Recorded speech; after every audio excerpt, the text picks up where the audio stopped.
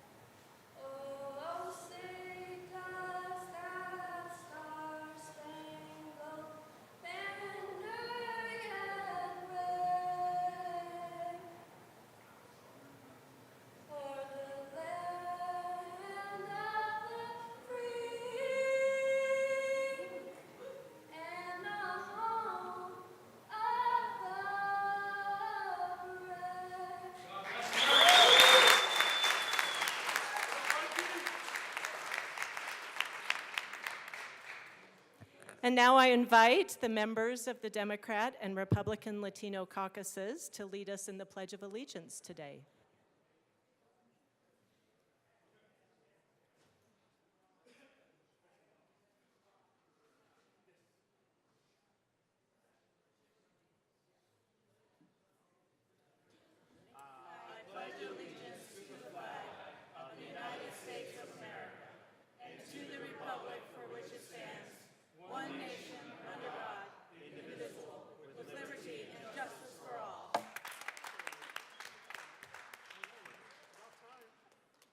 Mr. Schiebel, please call the roll.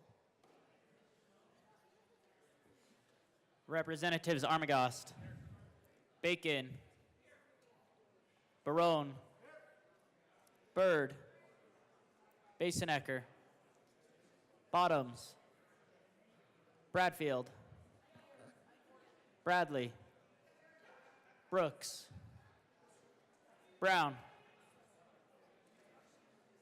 Representative Brown, Excused. Caldwell, Camacho, Carter, Clifford, DeGraff, Duran, English, Espinoza, Ferre, Froelich, Garcia, Garcia Sander, Gilchrist, Gonzalez, Hamrick, Hartsook, Jackson, Johnson, Joseph, Kelty, Leader, Lindsay, Representative Lindsay, Linstead, Luck, Lukens, Mabry, Marshall, Martinez, Morrow, McCormick, Pascal, Phillips, Puglisi, Richardson, Ricks, Representative Ricks, Excused. Rutinel, Representative Rutinel, Excused. Oh, Ryden, Sirota, Representative Sirota.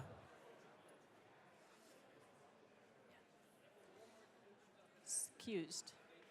Smith. Soper. Representative Soper. Excused. Stewart K. Stewart R. Story. Sukla. Taggart.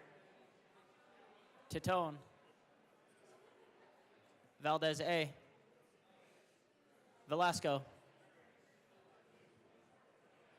Representative Velasco. Is excused. Weinberg. Wilford. Winter. Woodrow. Here. Woog. Zokai.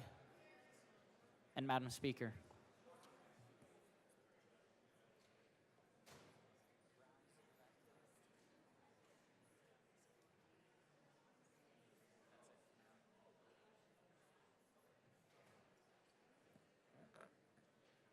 With 61 present for excused, we do have a quorum. Representative Johnson. Thank you, Madam Speaker. I move that the Journal of Friday, March 28, 2025 be approved as corrected by the Chief Clerk. Members, you have heard the motion that the journal be approved as corrected by the Chief Clerk. All those in favor say aye. All those opposed, no. The ayes have it. The motion is adopted.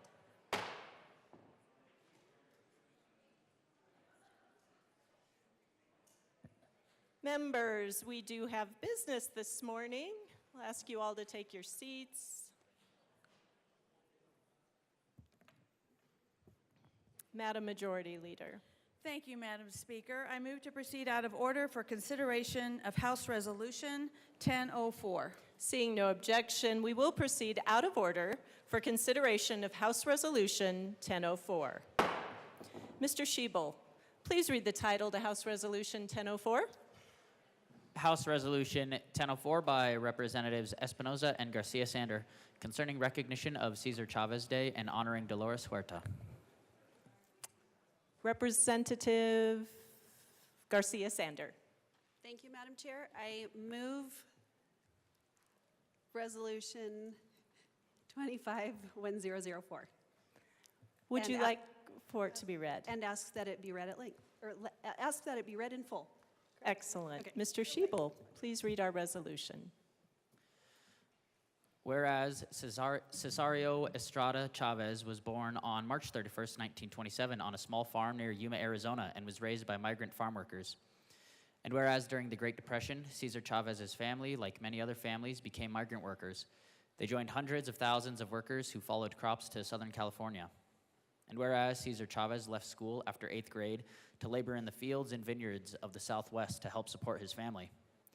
And whereas in 1944, at the age of 17, Cesar Chavez joined the U.S. Navy and served his country until receiving an honorable discharge in 1946. And whereas after experiencing years of discrimination and unfair working conditions, Cesar Chavez dedicated his life to improving the plight of farm workers. And whereas Cesar Chavez and fellow activist Dolores Huerta formed the National Farm Workers Association in 1962, which later became the United Farm Workers of America, or UFW, to help farm workers win equal rights and fair treatment.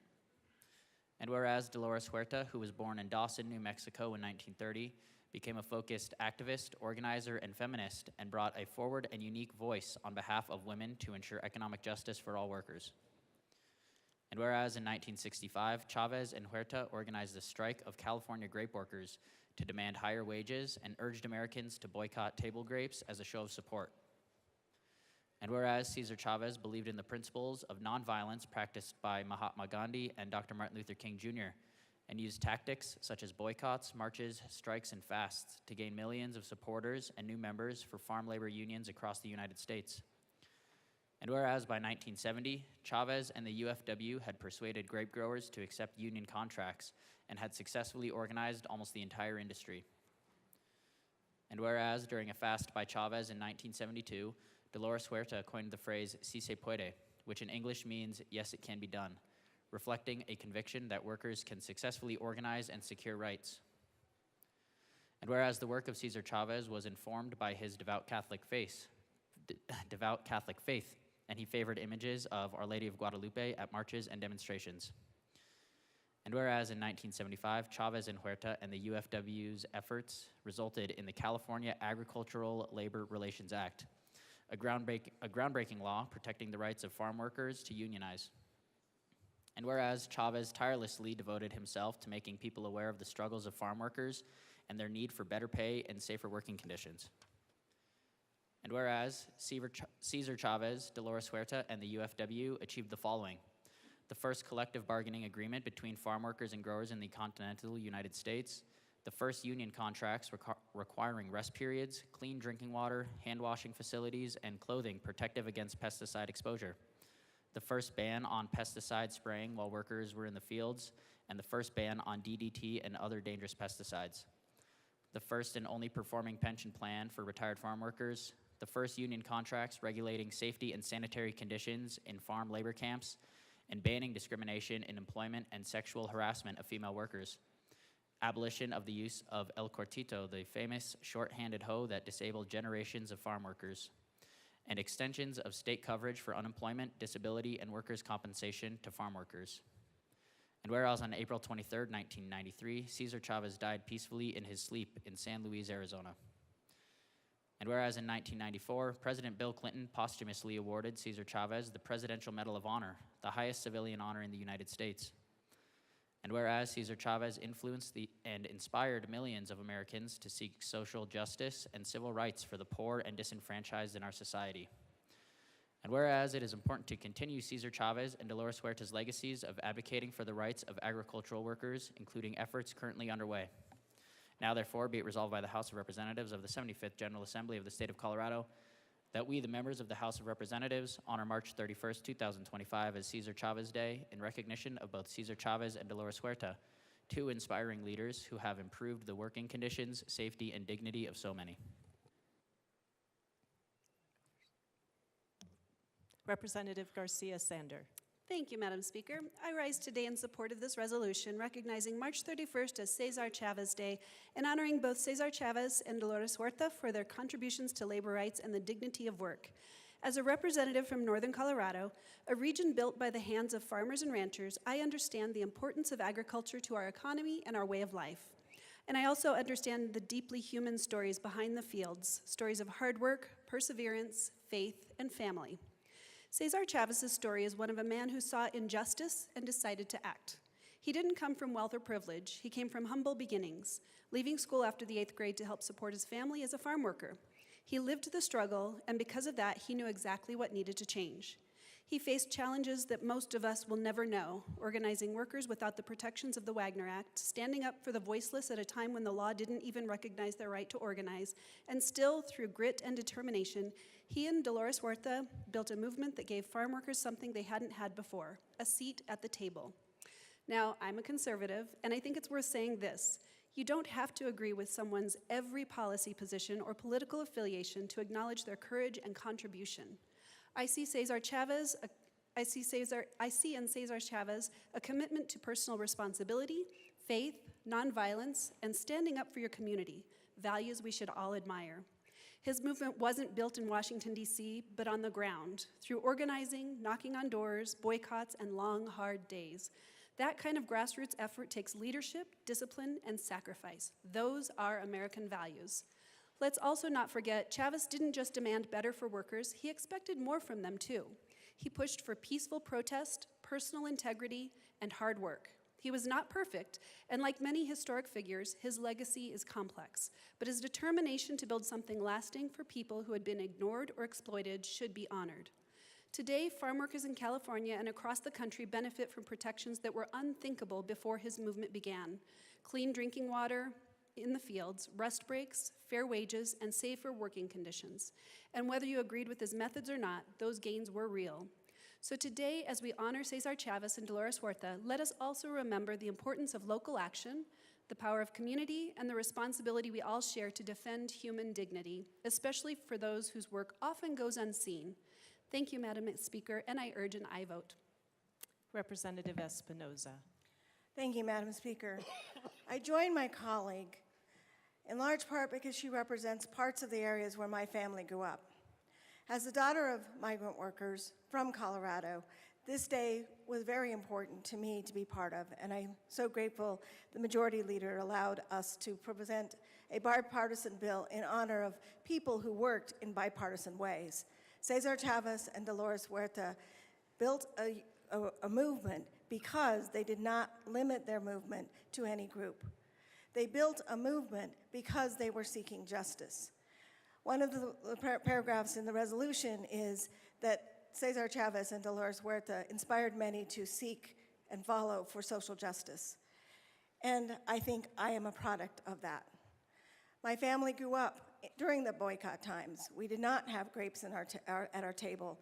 We understood that because my parents had been in the fields. They were sugar beet farmers from northern Colorado. So they worked hard, they toiled, and they demonstrated to us that there was more to life. They left the fields to provide my family, my generation, an opportunity to obtain education that they had been denied. They left the fields in order to prepare us to do the social justice work that they fought for, following people like Cesar Chavez. And as a result of their efforts, my personal celebration of Dolores and Cesar, I had the privilege of meeting him when I was young, was that I was inspired to go to law school. And when I graduated, I was no longer working in the fields like my parents, but I was a migrant attorney. That was my first job out of law school. So I came full circle in understanding the need and the responsibility that Cesar Chavez and Dolores Huerta handed to each of us who followed them and their generation. I've had the privilege of working with his granddaughter and his grandson and in Washington, D.C., and I know that that legacy continues today because we still have areas where we need to continue to work. I know this legislature has taken up the fight to help people in the fields and the farmers that use them maintain their ways of life and do it in humane ways. And it is that pledge that I seek to follow and ensure that we continue to do here. So I am also grateful that I could be part of this resolution, and I ask for an aye vote. Seeing no further discussion, the motion before us is the adoption of House Resolution 1004. Mr. Schiebel, please open the machine and members proceed to vote. Representative Woodrow, how do you vote? Yes. Representative Woodrow votes yes. Representative Soper, how do you vote? Yes. Representative Soper votes yes.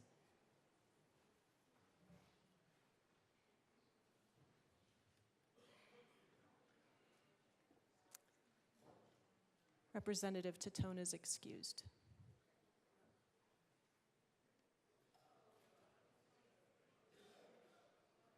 Please close the machine.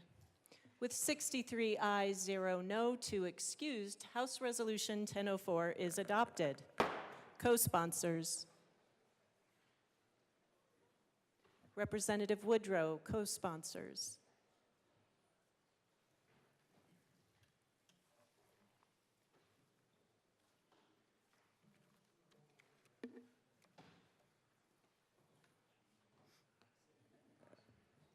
Please close the machine.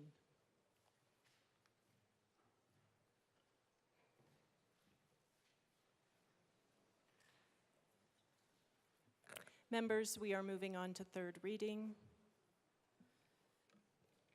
Mr. Schiebel, please read the title to House Bill 1130. House Bill 1130 by Representatives Carter and Duran, also Senator Danielson, concerning labor requirements for certain construction projects. Madam Majority Leader. Madam Speaker, I move House Bill 1130 on third reading and final passage. The motion before us is the adoption of House Bill 1130 on third reading, final passage. Representative Sukla. Thank you, Madam Speaker. In the county that I live in, we used to have 5 construction companies. We now have 2. This bill, in my opinion, will hinder the recruitment of employees for CDOT programs. I tell you, one of the things in this bill talks about, it talks about training, and I can tell you there is no better training. First of all, how much training did we have before we first came into this body? Zero. So on-the-ground training is the best training there is. There is no labor unions where I live, and I believe that the best thing for rural Colorado is a no vote on this amendment. Thank you. Seeing no further discussion, the motion before us is the adoption of House Bill 1130 on third reading, final passage. Mr. Shebel, please open the machine and members proceed to vote. Representative Woodrow, how do you vote? Yes. Representative Woodrow votes yes. Representative Soper, how do you vote? No. Representative Soper votes no.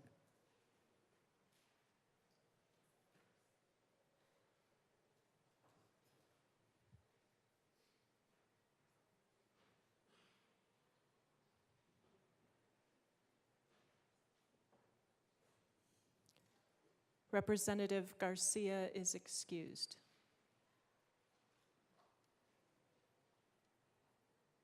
Please close the machine. With 40 aye, 22 no, and 3 excused, House Bill 1130 is adopted. Co-sponsors. Representative Woodrow, co-sponsors.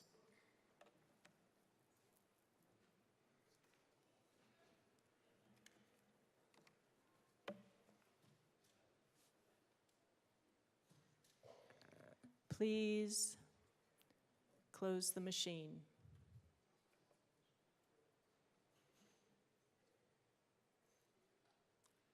Mr. Shebel, please read the title to House Bill 1239.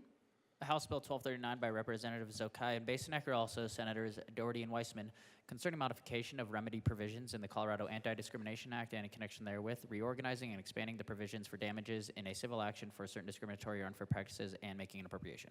Madam Majority Leader. Madam Speaker, I move House Bill 1239 on third reading and final passage. Speaker Pro Tem Basenecker. Thank you, Madam Speaker. It's an honor to serve with you. It is an honor to serve with you. Madam Speaker, I request permission to offer a third reading amendment. Thank you. Please briefly explain. This third reading amendment catches 2 grammatical errors where the word plaintiff appears twice in the same sentence unnecessarily and changes the plural attorneys to attorney. Thank you. That was brief and concise. Members, the motion before us is permission to run a third reading amendment on House Bill 1239. Mr. Shebel, please open the machine and members proceed to vote. Representative Woodrow? Yes. Representative Woodrow votes yes. Representative Soper, how do you vote? No. Representative Soper votes no.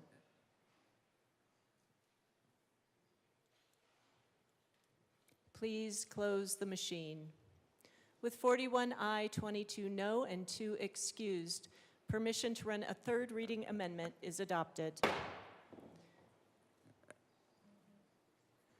Speaker Pro Tem Basenecker. Thank you, Madam Speaker. I move Amendment L14 to House Bill 1239 and ask for its approval. One moment. It is properly displayed. Please proceed. Thank you, Madam Speaker. This is a grammatical fix. We ask for a yes vote. Seeing no further discussion, the motion before us is the adoption of L014 to House Bill 1239. Mr. Shebel, please open the machine and members proceed to vote. Representative Woodrow, how do you vote? Yes. Representative Woodrow votes yes. Representative Soper, how do you vote? No. Representative Soper votes no.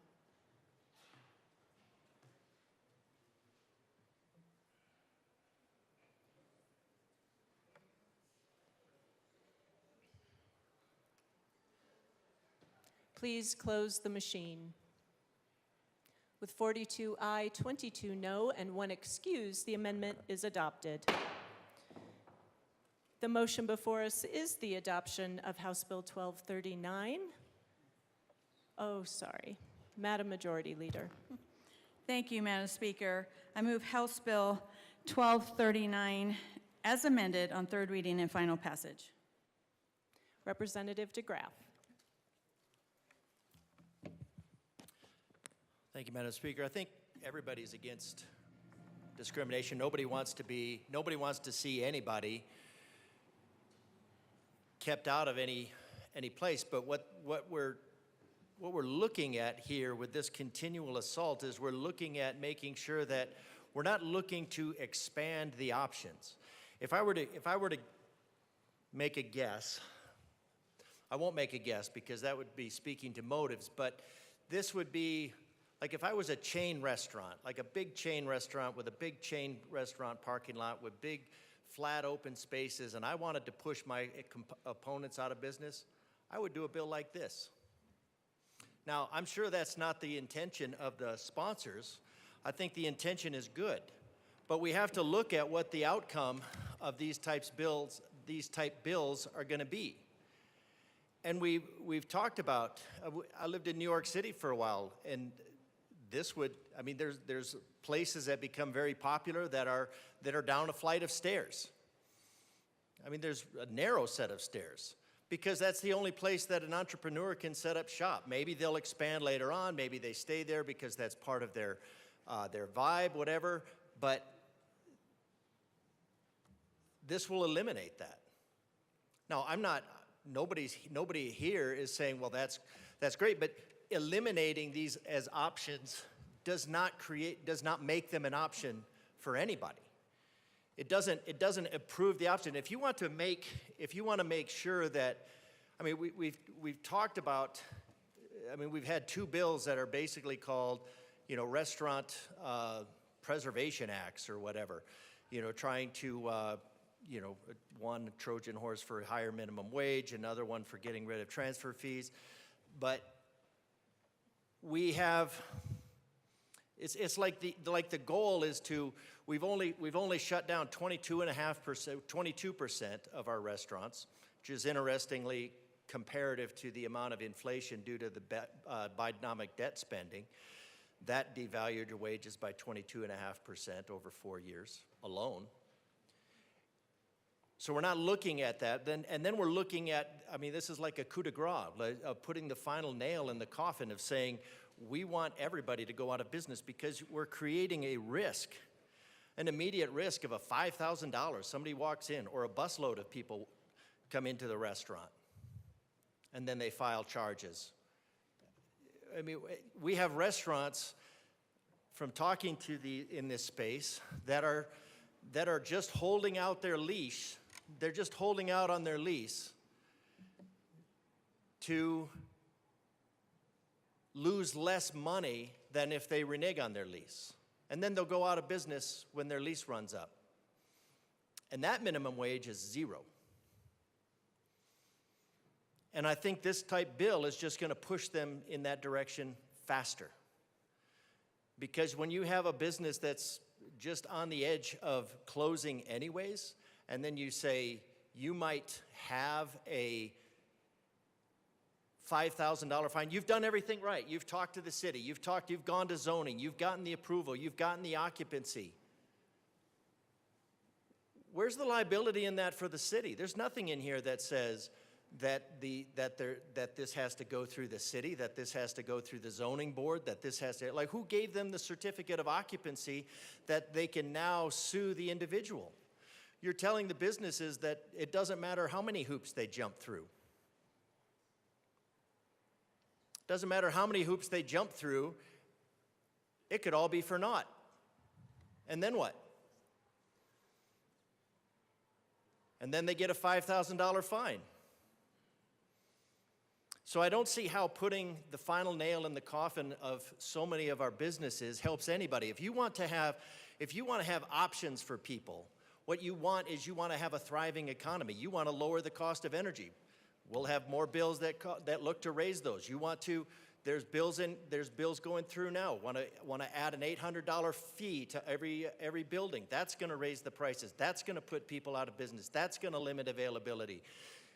Where you have the opportunity to make more options available to people by basically cutting down on the largesse of your spending, this body says, no, we won't do that. But what we will do is we will put our good intentions on the back of somebody else. And we'll just keep piling those up. They're not straws, they're big bundles of hay that you're piling on the camel's back. And eventually it's going to break. Eventually it's going to break. And that camel is no good for anybody. You're putting businesses out of business. That does not increase options. Yes, I want everybody to be able to enjoy whatever it is that they can. We want to make that happen. Absolutely. But you can do that with the powers that you have in here. And I just encourage you to be a little bit creative instead of just saying, I have a good intention. I will take the guns that stand behind my good intention and I will force this down. Because what you're doing is you're forcing businesses out. Forcing businesses out. And then, of course, the solution will be more bad legislation. It's always, the solution to bad legislation is always worse legislation. So I encourage a no vote on this bill because we need to allow our businesses some room to breathe. Get the boot off the face. Representative Taggart.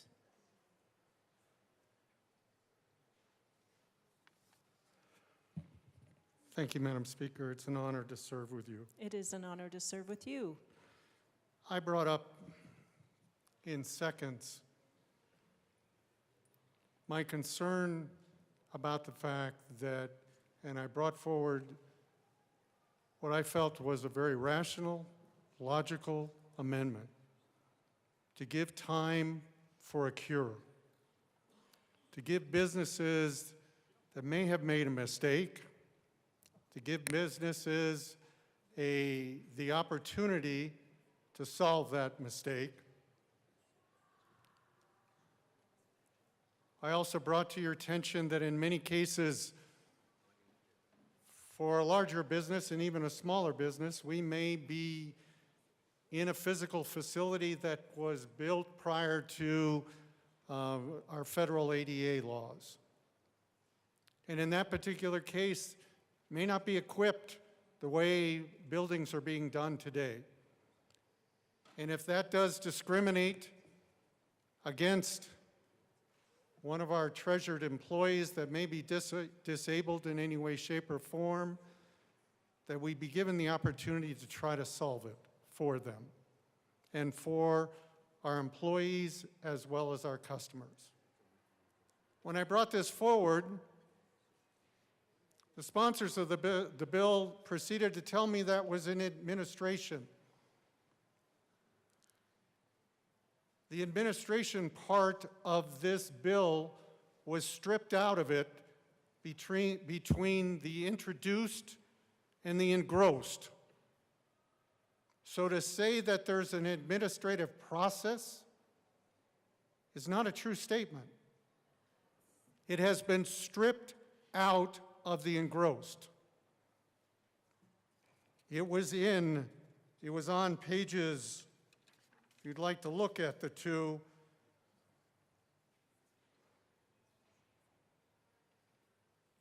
well, I'm not finding it. Excuse me, it was on page 2 of the bill in the introduced version on the last paragraph in particular. That is gone. It is not in this bill. It is not fair not to give businesses that care about their people, that care about their consumers, the opportunity for cure. That's just not fair whatsoever. And we shouldn't be introducing legislation that doesn't give people the ability to correct for a potential mistake or a potential situation that they weren't even aware of. The sponsors then proceeded to talk about signs that were put up that were discriminatory in nature within that. If you look at the legislative deck focuses on disabilities. If there's a sign that's discriminatory, again, give us the opportunity as leaders of companies to take action against the employee that did that. Give us that opportunity. Don't just take it to court. In my particular case, I had 1,500 employees. If somebody did that, I want to know immediately and take action. But I certainly don't want to find out before I've even had the opportunity to correct the situation that I'm now being dragged into court. That's not fair. There's a thing called due process that is part of who we are as a society. This bill strips due process away from those of us that lead companies or own companies. To add to this, on page 6, we introduce a concept that's discriminatory. A bill that says, Anti-discrimination Act introduces a discriminatory practice. We give the opportunity to a small business of less than 25 people to cure and then have the non-economic charges dropped in half. What happens to the rest of us? Are we not important? Do we not have the ability, if we've gone through the cure process, God forbid that it went all the way to court, although in this particular bill, that's the first action that we take. If we correct it, we still have to pay the full amount. We don't find that discriminatory? I do. And especially when it's in the title, I find that very objectionable. I don't really think, given the sponsors on her phone, that she really cares what I have to say. Representative Taggart, please. Thank you. Representative Caldwell. Thank you, Madam Speaker. Kind of what my colleague from Grand Junction was alluding to right there, the title, the Anti-Discrimination Act. I mean, who could be against that? You know, I always tell a joke, if you want a bill, if you want a lot of support for a bill, no matter what it's about, just call it the Support the Troops Act, and nobody can vote against that. But the reality is that I think I speak for all of my colleagues. Of course, we're against discrimination, but this bill is so much more than that.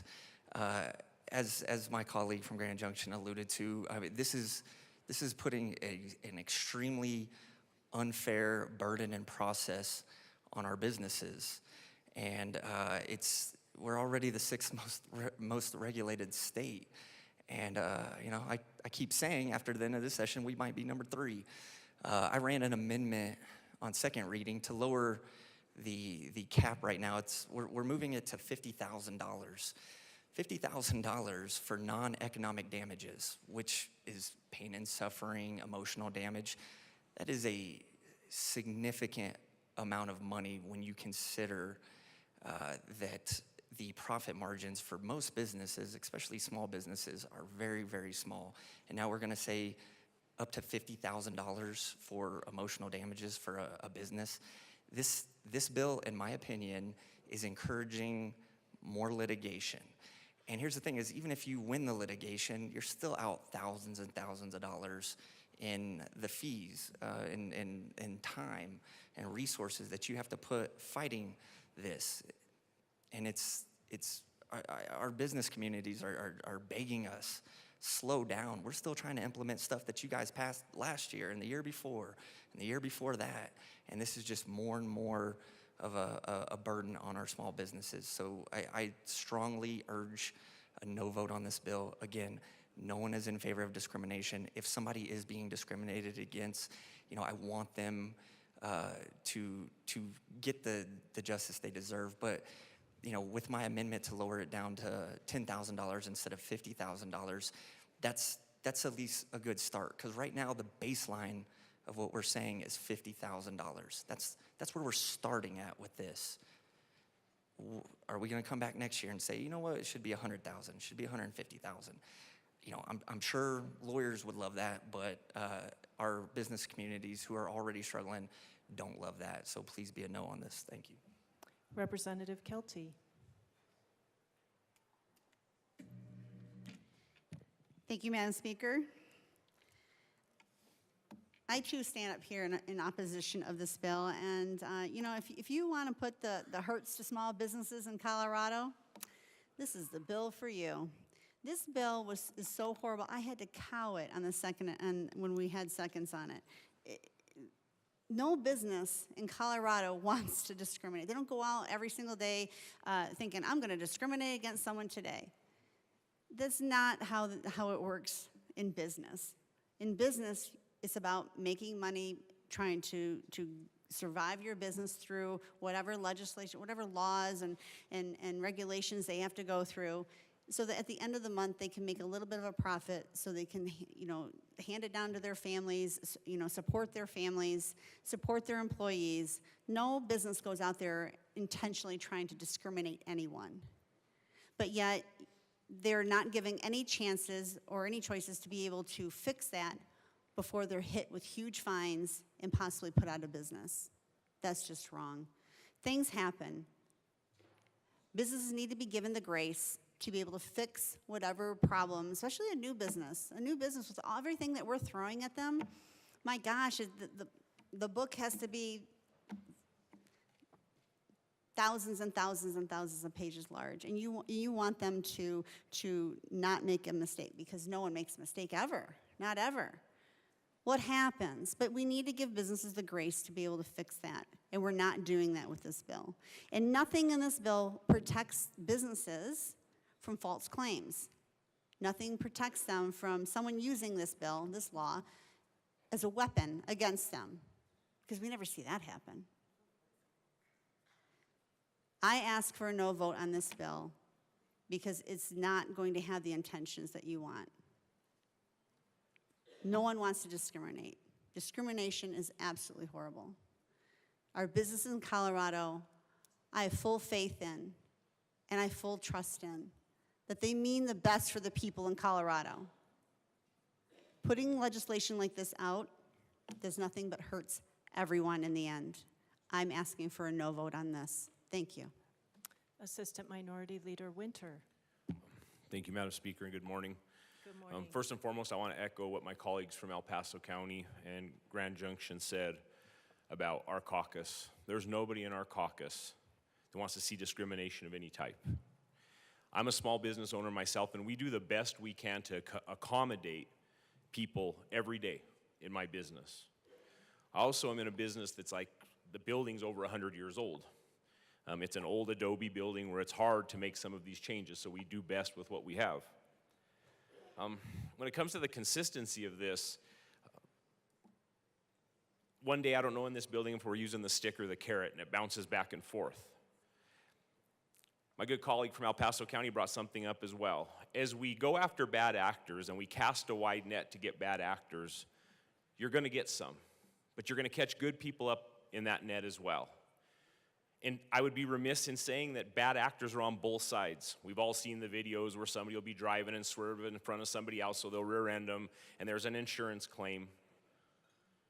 We saw what happened during a bill in this building where a group of individuals started going after Yelp ratings and crushing businesses, trying to crush them on the internet. So you don't think, I mean, we're all human. We have bad days. But I could literally see somebody taking something as small as they didn't like their meal and asked for a refund to use this in a bad manner. And I think that there's a lot of good people that bad stuff happened to, but you also have to realize there is that wobbler in there, that there are bad actors on both sides. It could take a lot of money for a business during litigation to even defend itself from some of these claims. With the cost of everything, with inflation, the inputs that businesses have, the thin profit margins, nobody can take that on their back and rectify the problem. And that's the issue I have, is there's no recourse for the businesses. Because at the end of the day, if the recourse is that they're just found innocent of this, we've talked about making people whole the whole time. I heard it a lot on Friday, but not once did I hear make the business person whole. So if there's a false claim, shouldn't they be made whole? If our real goal here is to rein in bad actors, are we to say there's not bad actors on both sides?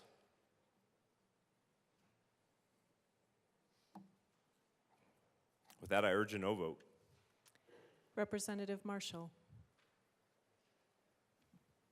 Thank you, Madam Speaker. It's an honor to serve with you. It is an honor to serve with you. Yeah, and colleagues, thank you for your indulgence. I had to step out during second reading, so didn't get an opportunity to explain why I'm a no vote on this, which would be a very popular bill, but there are some issues that I see in it. The other little comment, just because of what I heard, I do want to remind everyone that my comments are attacking the policy, and we should always attack the policy, never the person. One of my favorite new members in this entire body is one of the sponsors on this, and I have disagreed with her many times, but she's one of the more outstanding new people Rep. Marshall here. to the bill. So, Thank to you. the bill.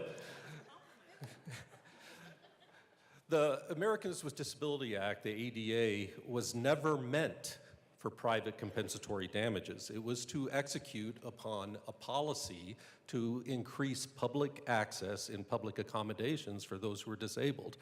So the arguments of we're trying to make people whole, that was never the purpose of the ADA. We've had people say, well, the Supreme Court stripped out those private compensatory damages.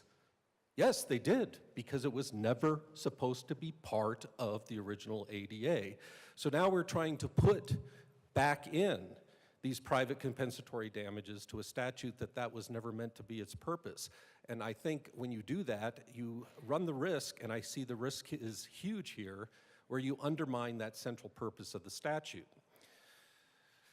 We already have common law torts for the intentional infliction of emotional distress. We have a common law tort for negligent infliction of emotional distress.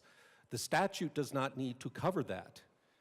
If someone is so badly discriminated against that the person is sitting there and not putting in a ramp and laughing at them, and they're not allowed to go to their kid's birthday party, and their behavior is that outrageous, that would be an intentional infliction of emotional distress, and there wouldn't be just $50,000 of damages. It's a separate tort. If the person had been told multiple times over 3 years, you know, you got to put a ramp in there. You really need to put a ramp in there. You really got to. And they just never did. They just gaffed it off, but they, weren't really mean. If someone had some verifiable damages for that, that would be a tort for negligent infliction of emotional distress. What this ADA statute is meant to do is increase access, not private compensatory damages.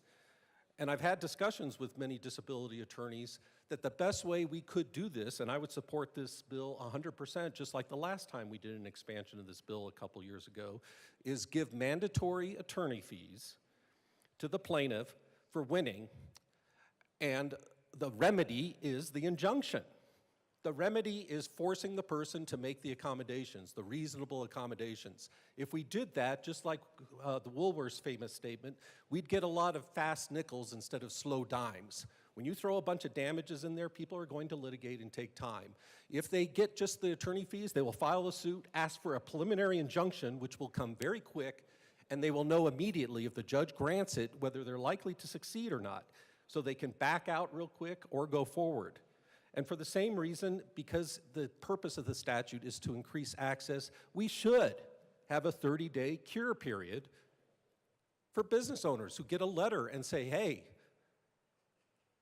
you're not complying and I need this reasonable accommodation. Again, when they get that letter, if they start gaffing off the person, if they mock them, well, we're going into a whole separate tort. Or if they just gaff it off, that is a separate tort. But for the ADA, the purpose is to increase access, and I'm worried this is going to have the opposite effect because we want to compensate people, and that's not the intent of the statute. It is a lot different when you have anti-discrimination statutes that say thou shalt not, with a lot of the ethnic and racial discrimination. Thou shalt not discriminate based on a certain category. The problem with the ADA and using it as a compensatory discriminatory statute is it puts a positive obligation, not a negative, a positive statutory obligation on businesses to do thou shalt. Thou shalt do a positive act on making your business able to accommodate, not thou shalt not. It's very easy to tell people don't do that. It's a lot bigger of a deal to tell someone you must do something and take positive action. So for those reasons, I really have to be a no for this, and I hope at some point people can back up and maybe revise the statute at some point to try and get to its central purpose. And its central purpose was never private compensatory damages. It is to increase accommodations and access throughout so that people can fully function in this society. So thank you. Assistant Majority Leader Bacon. Thank you, Madam Speaker. And to colleagues, I'm going to respectfully disagree. I wanted to come up and actually share with you what's happened over a matter of course and what this bill is allowing to have happen compared to perhaps even a couple of years ago as we talk about what it is that businesses face. So I agree that the ADA, the Americans with Disabilities Act, has been around over 30 years. And in that time, I just want to put it into context, if you are bringing a lawsuit, that means they have not made the space where accommodations could be allowed. And what that means is, just for context, over the last 30 years, when we're talking about accommodations, that means we've gotten to a place where people and businesses are still operating in a way where those accommodations aren't present. And in real life, what one does is notify someone that the business is not accommodating. I think what's really important to also understand is that the Supreme Court ruled a couple of years ago in the Cummings case and this was the Supreme Court case where it eliminated emotional distress damages. So that means up until 2 years ago, businesses were already exposed to this type of liability. This is not a new exposure to businesses. And what this bill does is actually cap those damages to $50,000. The damages under the federal law that was overruled 2 years ago was much, much, much, much, much more than that. So this is not a new exposure to businesses. This bill is not creating new liabilities. In fact, this bill is codifying the components of the American Disability Act into state law because, quite frankly, we don't know where anti-discrimination laws are going in this country. And so what this bill does is say, we are taking the tenets to what has been statute for 40 years federally with less exposure to damages at only $50,000, and we're putting it into state law. So that means if you know anybody who's had an ADA complaint 3 years ago, they could have gotten much more. So that is why you're not hearing that loudly from businesses, because this bill was stakeholdered. Because they know they're being exposed to less than they've ever been exposed to before by way of emotional distress. And so when my colleague talks about what he's mentioning is that the Supreme Court said, you know, it is a contractual relationship between the feds and the states, these civil rights laws, and based off of that, you can't pursue emotional distress. And while I don't disagree that there's an extra tort, I would counter in saying, why not do that in a single cause of action instead of bringing 5 different cases? And again, under this cause of action, you're only capped at $50,000. So lastly, what I'd say about the policy change is that there is already law about frivolous claims. That is standard in Title 13 in civil procedure. That is the first thing you do when you bring a case. Question if it has merits or if it's frivolous. That is not new. But what this bill does is something that I'm going to read from a very dear colleague of mine and ours who was here just last session. When I was first injured coming home and not being able to get into a restaurant where friends were meeting up, or into the bathroom for the basic dignity of relieving myself while out with family, and in the face of the ADA being almost 34 years old and CADA being almost 20 years old, after all of this time when people still think it's optional, or they're doing us a favor. That's what this bill is about. If he were here, he'd be right here yelling louder than me. You've had 35 years to understand what it means for accessibility. And if I need to get $50K to push people to remember what it means to be able to see my family or see a kid graduate, you're getting off easy. And by the way, how much should it cost if I can't see my kid graduate? How much should it cost if I can't even attend certain facets of my own wedding? $50,000, and this comes from someone who did nothing but willingly give his life and his body to the United States military, and to have to defend a damage cap that is millions less than what business were exposed to not 2 years ago, this is the least we can do. And I'm glad that we are the faces of that in this state of Colorado. That when of all the things you do other than live, if you have the decency to serve, you should be served well. And after 40 years, let this be the notice. We know what it means to build ramps. We know what it means to build bathrooms that are accessible. And so $50,000 is a give. And God bless these sponsors, because I would have asked for more. But I wanted to bring this note and the last thing from him. The goal isn't to piecemeal or get access when they feel about it. The goal is to get them to think of access up front, so access and universal design becomes the norm. So thank you to my former colleague, and thank you to the sponsors for giving us the opportunity to vote on this bill. Representative Martinez. Thank you, Madam Speaker. It's an honor to serve with you. It is an honor to serve with you. I too rise in support of House Bill 1239 out of respect for my former colleague as well. And I think I'll channel some bits that he used to say down here. The Americans with Disabilities Act was never intended as the ceiling. It was always intended as the floor. Basic access. I'm sure you can hear that ring in here from what he used to say. But I think really where this goes back down to is that, again, if you show up to a restaurant, if you show up to an event, if you show up to something that you otherwise would want to go to and are prohibited from even gaining access into the building or the event venue, that causes distress. That can be anything from again, like using the bathroom, being able to do basic things. Basic access is what really is at heart of this. As a veteran that has both visible and invisible injuries, I 100% support this because, again, other people don't always see that, and you don't realize what it is until you don't have that. So I'll keep it short today, and I'll just say that, again, this is about basic access to do everyday life, everyday things, and I urge and I vote. Representative Kelty, this is your second time to speak. You have 7 minutes, 41 seconds. Thank you, Madam Speaker.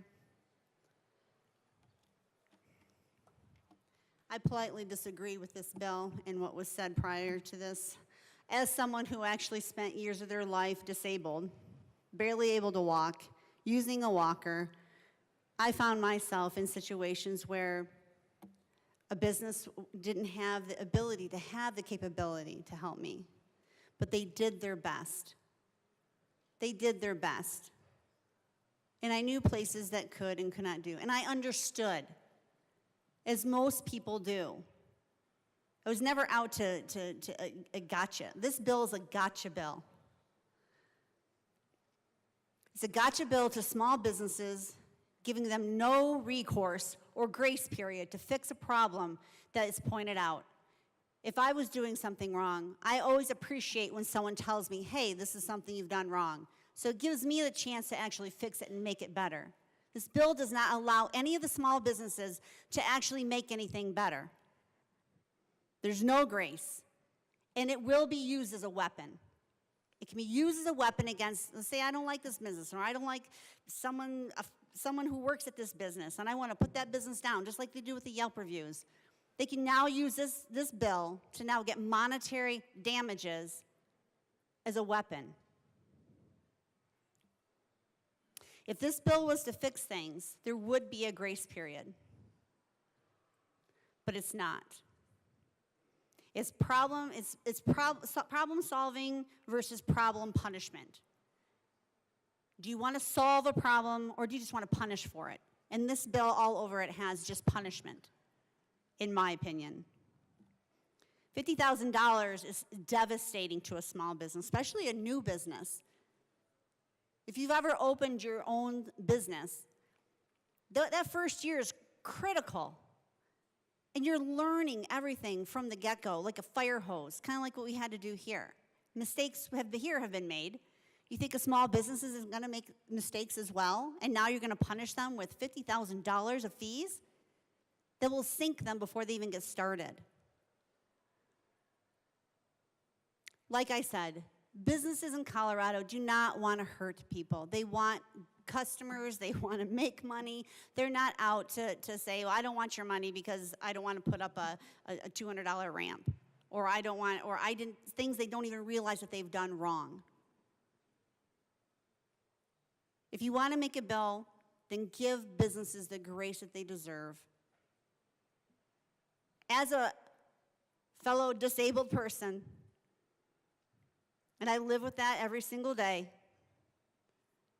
most of us out there completely and absolutely understand.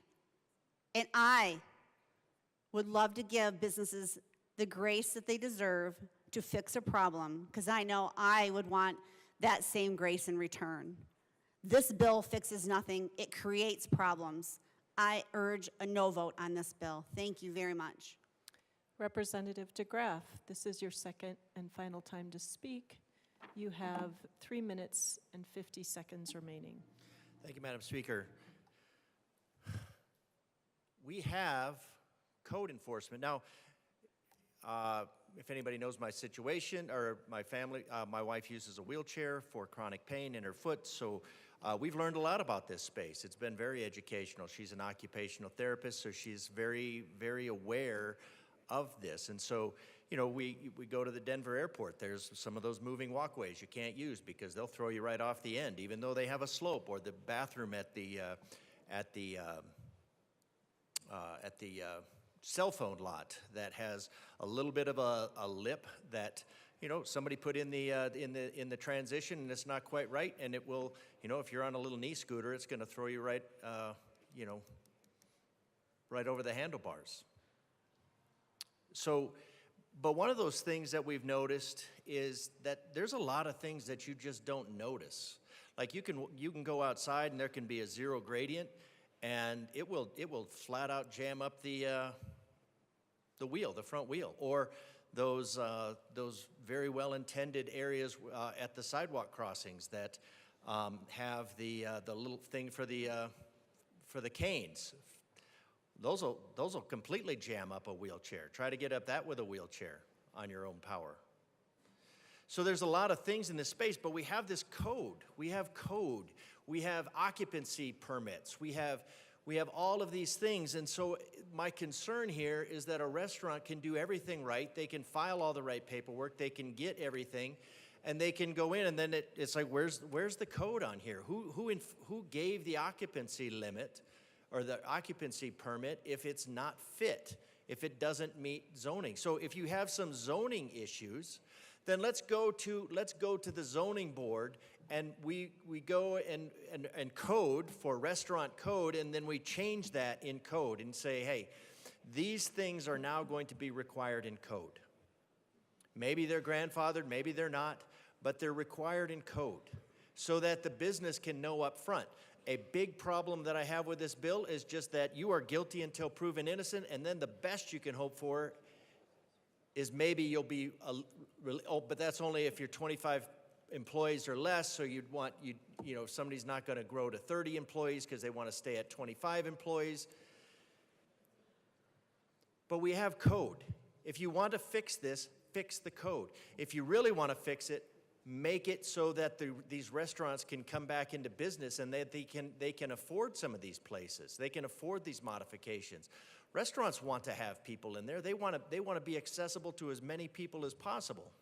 Representative DeGraff, you have 1 minute remaining. Thank you, Madam Speaker. But when you're talking about design up front of a building that was created, that was built over 100 years ago, design up front, that ship sailed. So we need to stop assuming that there's bad actors, that everybody's bad actors. If they're a business and they make over $3.5 million in profit for the business per year, which goes to employees, goes to all these different things, that they're not just bad people that are out to get the world and discriminate against people. If you want to solve the problem, look at your code. If you want to change the code, go through the process of changing the code. Don't just leave businesses out there where they can't know, because this out there, $5,000, $50,000, these fines just floating out there where they don't even know if they're coming or not, they don't even know, and it could be a year later. Representative DeGraff, your time has expired. Vote no. Representative Luck. Thank you, Madam Speaker. Wow, that's loud today. There are a number of sections in this bill that, as I have heard, have not been discussed. Things like publications, discrimination in publications. Just listening to the conversation and not reading the bill, viewers may think that this is a bill solely about disability, but it's not. It's not just about that protected class. It's about all protected classes. And it's not just as relates to public accommodation, it's as relates to other areas within CATA, like advertising. I want to put that on the record again for anyone who's listening in, that this is a much more complex policy than is being relayed in this particular conversation.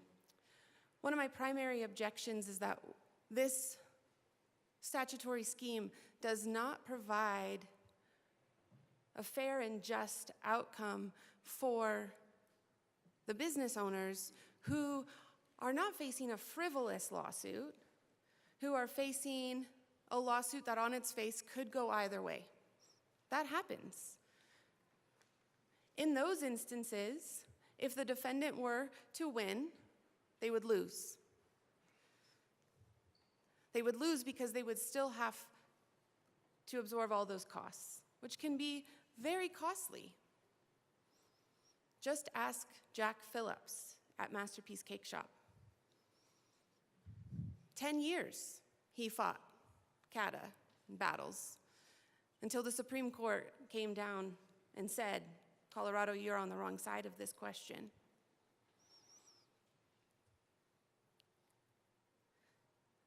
If we're going to make laws like this and give added protections to plaintiffs, I do believe that we should correspondingly say that in the event that that plaintiff were to lose, not because it was deemed frivolous or vexatious, but because they lost on the merits, that that defendant should be able to request costs from the courts. They should be able to recover. To simply give that availability to the plaintiff, in my view, is a tipping of the scales and is an injustice. I ask for no vote. Assistant Majority Leader Bacon, this is your second time to speak to the bill. You have 3 minutes and 43 seconds remaining. Thank you. And members, I came back down to use my time instead of our sponsor's time, but I do want to respond again. Under the ADA, it is not required that a cure period be offered. So that is not something that's new. And also, as we just heard about lawsuits, that is also not required across the many schema in civil tort law that one recover attorney's fees if they lose. You may see it here or there, but it's not new. And so again, what businesses are already exposed to is not different other than the caps on damages here. You can look up the ADA and the citation.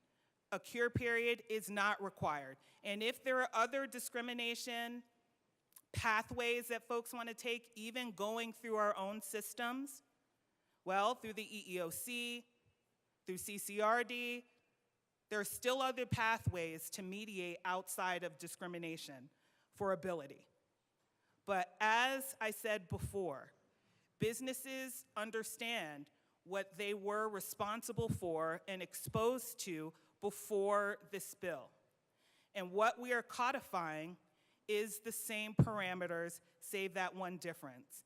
Lastly, I'll say this to my colleague who talked about code enforcement. I could not agree more. There are so many things up front to be sure businesses are in compliance. So I want you to imagine what's happening if we get to a lawsuit. That is the point of this, that the things done up front were not done. The things done up front were the opportunities for the businesses to get to a place where they can comply. I do not disagree that $50,000 isn't harsh. However, I do know that is much less to their exposure before, and that there were 9 other things that folks could have been able to do to get to a place to where their businesses were ADA compliant. Thank you.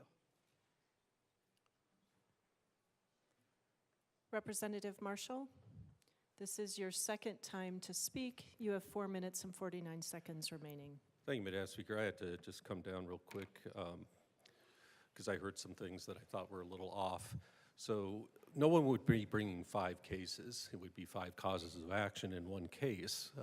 Civil Procedure 101. The same nucleus of operative facts, it would have to be brought in one case. And an issue that's in the bill, and maybe this bill sponsors can correct it, but I think it's an issue that needs to be brought forward, is if I was the defense attorney on one of these cases and I was an objective judge, if someone did have an egregious case of an intentional infliction of emotional distress where a jury wanted to award $800,000 because it was so egregious, I would make the argument as the defense attorney, Your Honor, the legislature has made a determination that these causes of action only rate $50,000 max. That's what they rate. And I think they would be on very firm ground because of the Latin phrase for statutory construction that to say one excludes the others. And they could correct that, but again, that's where I'm very concerned that we're mixing and matching different types of laws on what we're doing because we want a certain result rather than taking a step back and ask what is the purpose of each one? What's the purpose of the common law torts and what is the purpose of this statute? So for that reason, I still will be a no on this. Thank you. Representative Luck, this is your second time to speak. You have 7 minutes, 34 seconds remaining. Thank you, Madam Speaker. While those who enter into a space should look at the full set of risks and assume the risks and make their plans accordingly, it is on this body to make sure that those risks are just. It may be the case that CADA doesn't offer or the ADA doesn't offer the opportunity for cure, and it may be the case that other areas of law leave the defendant without recourse in terms of recompense when they are successful. But the question before us is that a just outcome? We have it within our ability to shift those standards. We have it within our ability to right injustices, to not let things that have systemically been continue simply because they have systemically been. I continue to urge a no vote on this bill. We should be fair to all parties. Thank you.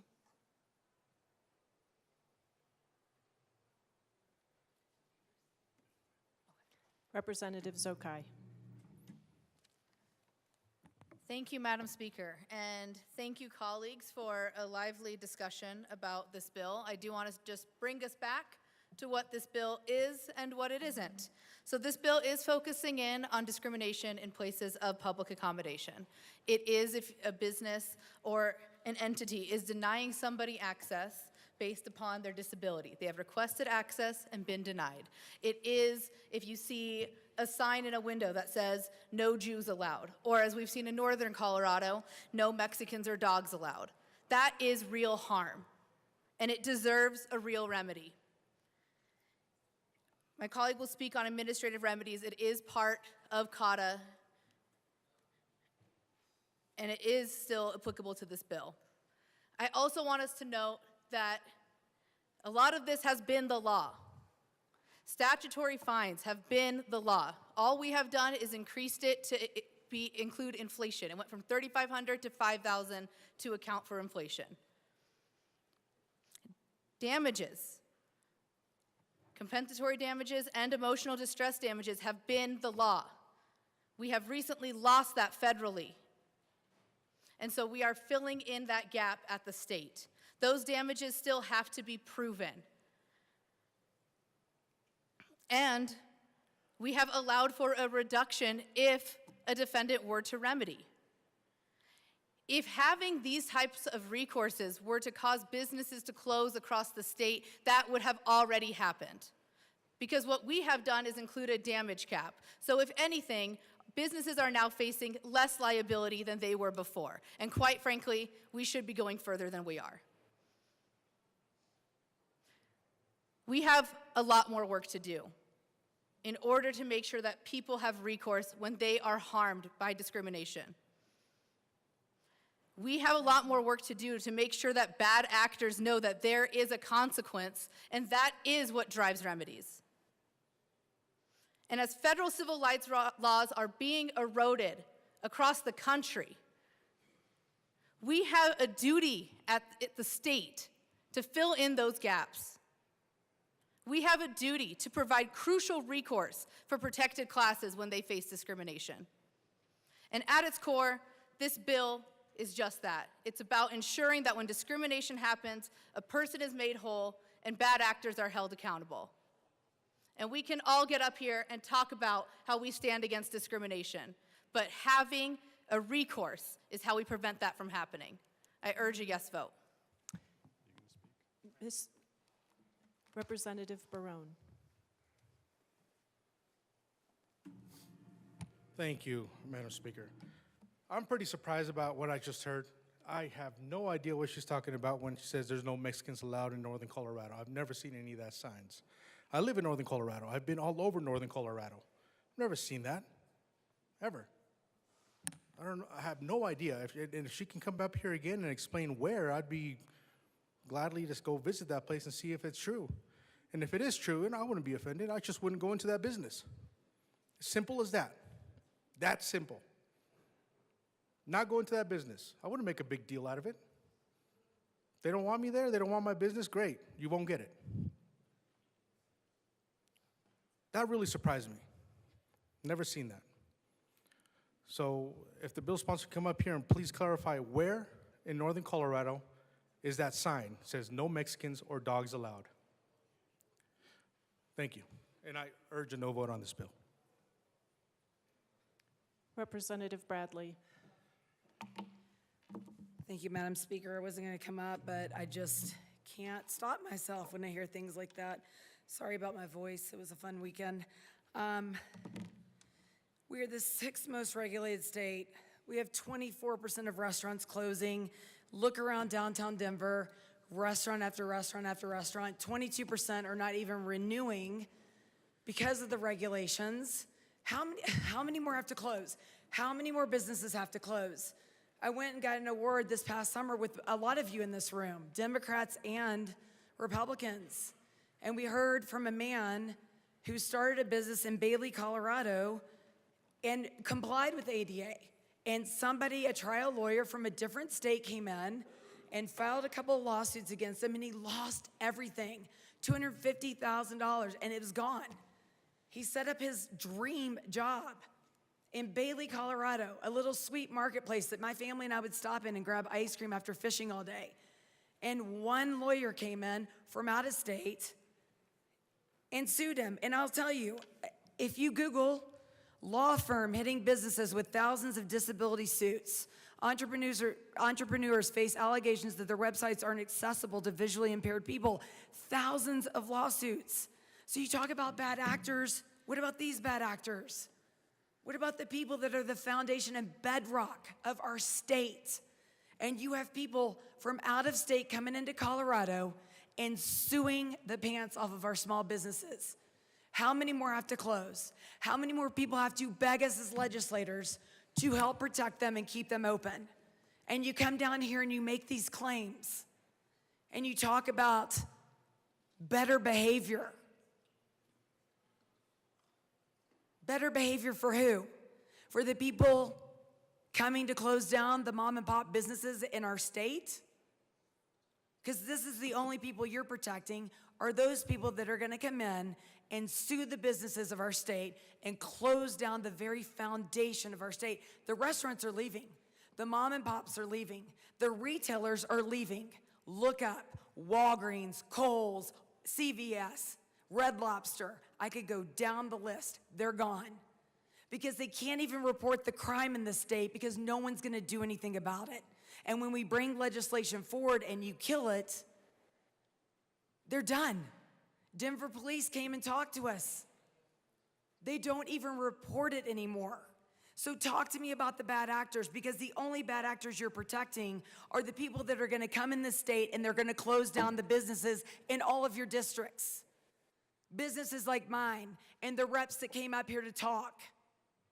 So when you push that button, understand what your vote's going to do. Because the small businesses in our communities that bring revenue in and help pay and have employees that they care about, that's what you're going to be doing. Vote no on this bill. Representative Bradley. Speaker Pro Tem Basenecker.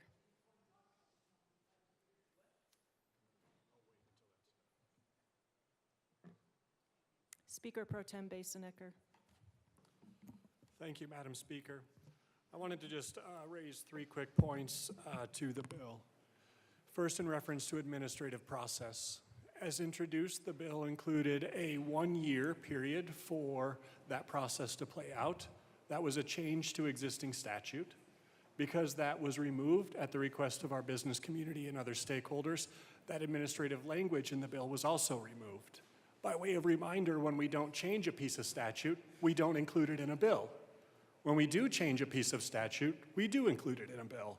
The removal of that language from the bill is not to say that that is not still law, an existing process. It's simply to say that because it is no longer relevant to the bill, you don't see it in the language before you. That administrative process is in full force and effect. It is law today. It would be law tomorrow should this bill go into effect. It is simply a matter of whether or not you are changing a piece of statute about whether or not you include it in a bill. Just a good clarification for us. The stakeholder process. There is a reason why we have been able to work with our business communities to get them to a good spot in this bill, or at least to a monitor position in this bill. And that is because of the changes you see before you. Certainly, you are welcome to your opinion on the bill. You are welcome to your opinion about whether or not this matters to folks who have a disability. I will tend to listen to the disability community when they tell us what they need and what would be meaningful for them in terms of gaps that they see at the federal level. But that is why you see the changes in the bill, because my colleague has done an admirable job stakeholding this bill to the point of it being something that folks can live with in our communities. And to be clear, I represent Old Town Fort Collins. We pride ourselves on the number of small businesses in that space. And my colleague and I have the privilege of representing Larimer County and Fort Collins between the two of us. We know that protecting against discrimination is actually good for business. We know that when we make our businesses open and accessible to all people, that's the kind of economy that can thrive here in our state. And folks have a choice whether or not they want to be competitive in that world or not. That is their choice, but it is a very low bar to say that discrimination shall not occur in these places of public accommodation. And that if that happens, there is meaningful recourse for us here in the state of Colorado. That is good for business, because it signals that our businesses are open for everybody, that our economy is accessible to everybody, and when we do that, we move forward together as a state. That is a good business principle to hold in front of us this morning. I would also say this: who am I listening to when it comes to bills like this? That's something you're going to have to answer for yourself. But I will continue to listen to folks who have experienced discrimination, folks who have disabilities who have been denied access or entry to public spaces when the ADA has been law for decades. This is not new news. How we address it should not be new to us either. I will continue to listen to folks who say that this is a basic piece of dignity. that they are requesting us as a body to consider and adopt. That's whose voices ring loud in my ears when we consider things like this. The folks who showed up and testified in committee that this is meaningful change. Nothing about us without us. Let's do this alongside our friends and our neighbors who know this is the right step for us as a community. I ask for a yes vote. Seeing no further discussion, the motion before us is the adoption of House Bill 1239 as amended on third reading and final passage. Mr. Schiebel, please open the machine and members proceed to vote. Representative Woodrow, how do you vote? Yes. Representative Woodrow votes yes. Representative Soper, how do you vote? No. Representative Soper votes no.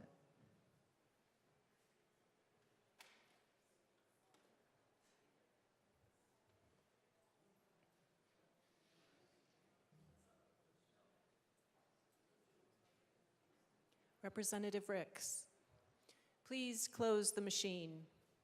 With 40 aye, 24 no, and 1 excused, House Bill 1239 is adopted. Co-sponsors. Representative Woodrow, co-sponsors.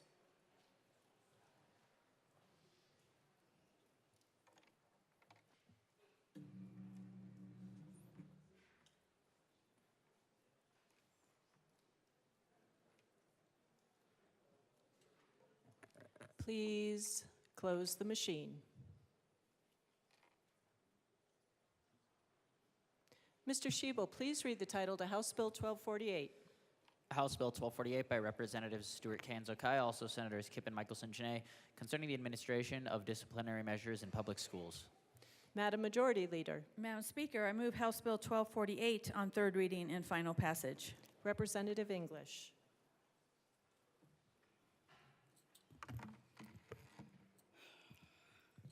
Thank you, Madam Speaker. I rise today in opposition to House Bill 1248, and I'm going to share why. But just to give you a little bit of a backstory, initially I was going to get on this particular piece of legislation because I said we have to do something, because clearly banning is not on the radar, which is the right thing to do for the children of Colorado.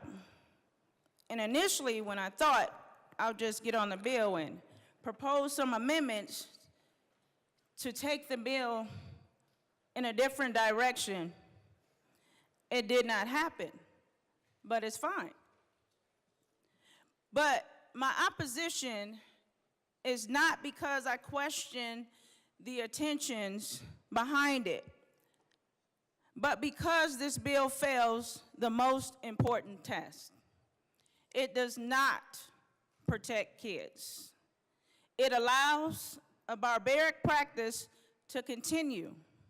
The act of locking our students in rooms where they are watched through a glass window or on a surveillance camera like animals in a zoo.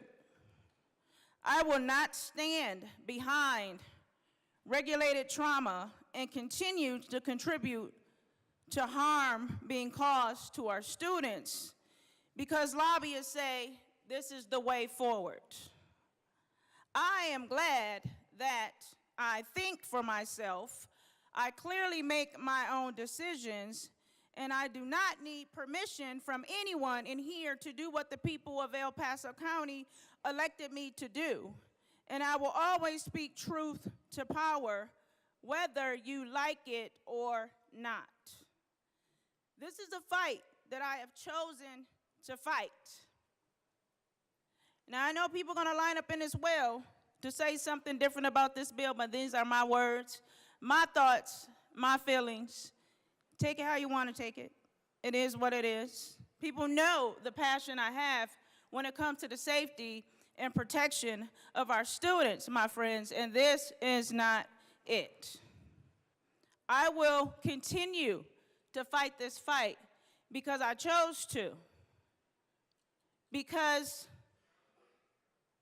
when the people of El Paso County elected me, clearly they were saying, she's the one that we know will go and fight for things we believe in, one of them being protecting students. The safety and overall mental health and well-being of our students matters to me. It matters to me.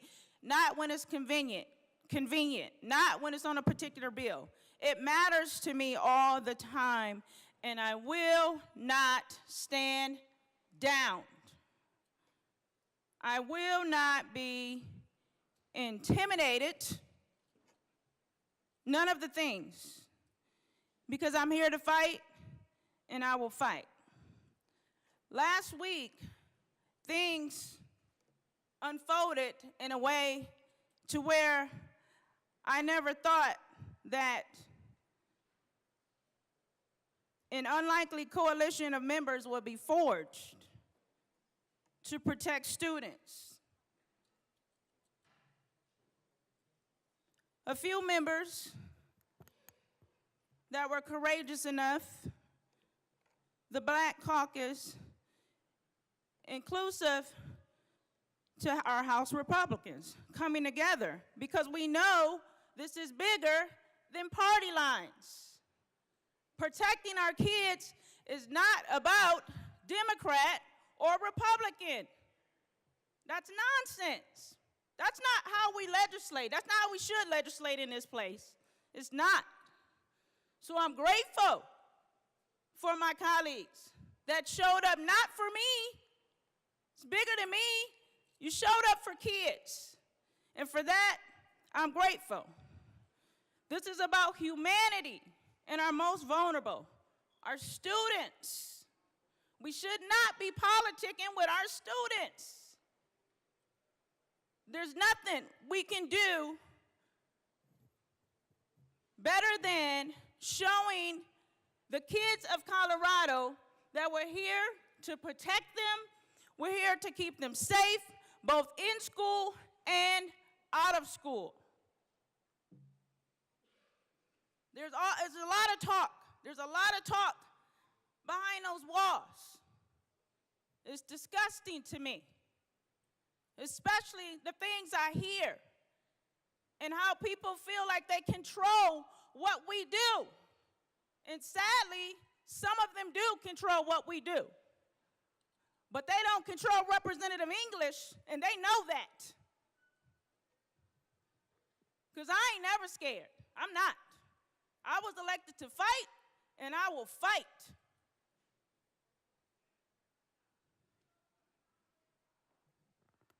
One side does not have all the answers. This is why we stress bipartisan work, because one side doesn't get it right all the time. One side's right isn't the other side's wrong. That's why I don't get into that nonsense. That's what it is to me. On Thursday, I gave you data. Today, I'll give you a story. Jonathan King was 13 years old, a child, a student, often placed in seclusion, labeled discarded. Told he was too much, too dysregulated to be taught, too difficult to be loved. One day, Jonathan was placed in a seclusion room and never came out. He died by suicide, hanging himself in that very room that we're trying to regulate instead of ban by taking it off the table. What are we doing in this place? It's annoying. It's annoying. But my why is bigger than most. I'm not a politician. I'm a change maker. That's what I'm here to do. And I will do it. And after his death, the state of Georgia acted. They said never again. They said no child would endure that kind of suffering again on their watch. So I asked, what would it take for Colorado to act? Will it take a child under our watch dying before we finally say enough? Will it take a tragedy before we find the political courage to ban seclusion outright instead of politicking about it? should be putting our kids first and thinking about our kids. Not a dollar. I'm not bought and paid for. Never will be. Keep your money. I proved that I can win without it. Just to be clear. I know standing here today may come at a cost, but I'm willing to stand and fight for students because I am not afraid. I don't care what the people on the other side of the wall think about me or how they feel about me speaking truth to power, because I always will. I will not be silenced. I will not be intimidated by a reporter. I will not be bought and paid for or bullied by anyone in this building or any lobby. The people of House District 17 elected me to do a job, which is to come here and fight. And I will fight and speak up for students every day I am here. I stand here in the name of justice. I stand here in the name of our children, and I will not back down, no matter what an article says about me. Representative Phillips. Thank you, Madam Speaker. It's an honor to serve with you. It is an honor to serve with you. I believe that nobody here wants to hurt kids. I believe that everybody in this room wants kids to be safe. This is a simple cleanup bill. It simply moves existing law to a different section. And we do need a bill to clarify seclusion, and I'm really happy to work on that bill, not a ban. But I support this simple cleanup bill, and I appreciate the sponsors that worked on it, and I appreciate all the members here today, because nobody wants to hurt kids. Thank you. Representative Garcia. Thank you, Madam Speaker. Members, I rise in support of this bill. I am grateful for the process that we engaged in on whatever day it was. I don't even remember these days. But I'm grateful for that because it brought up a lot of questions that I think a lot of us had.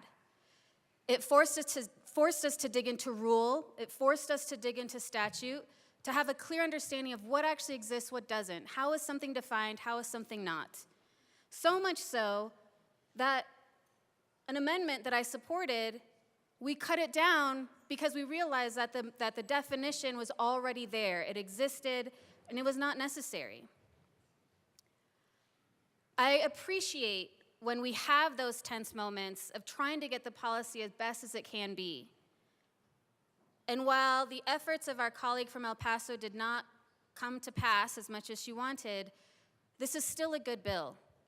This is a good bill because it sets up the process that's necessary for us and those of us who do believe in a full seclusion ban to eventually get there. I do believe in a full seclusion ban, but I will not sacrifice this bill for that, and I ask for an aye vote. Representative Zokai.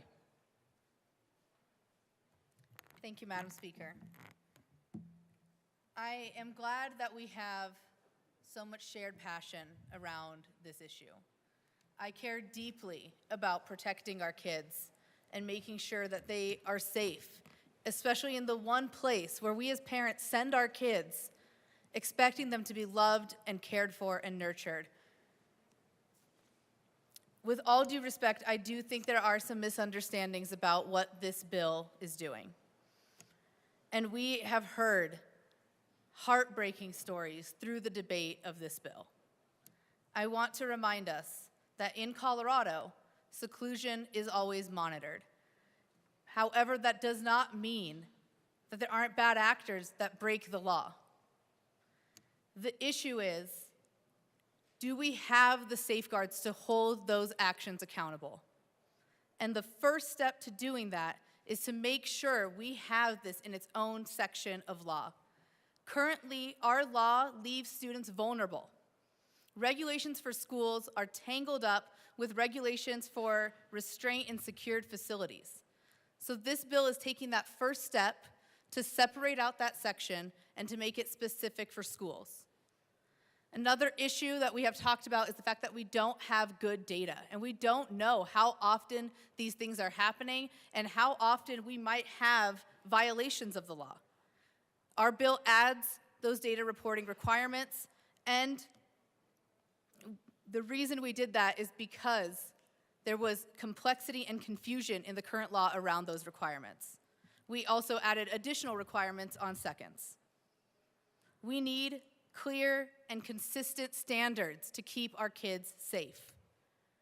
This bill is about equity. We know that kids of color and kids with disability are more likely to be subject to seclusion and restraint. And so this bill is taking that necessary first step to protect our kids. And it is a necessary step if we want to implement a seclusion ban, which, by the way, I would support and I look forward to working on.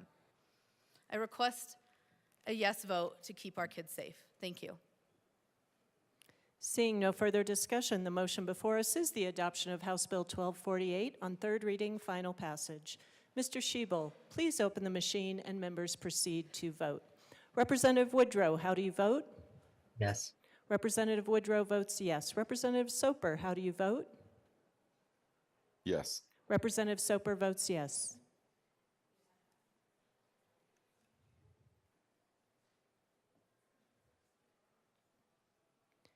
Please close the machine. With 43 aye, 21 no, and 1 excused, House Bill 1248 is adopted. Co-sponsors.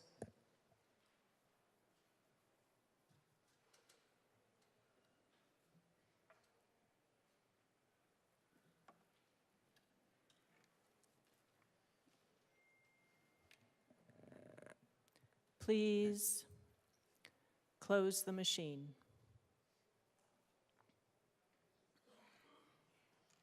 Mr. Schiebel, please read the title to House Bill 1112.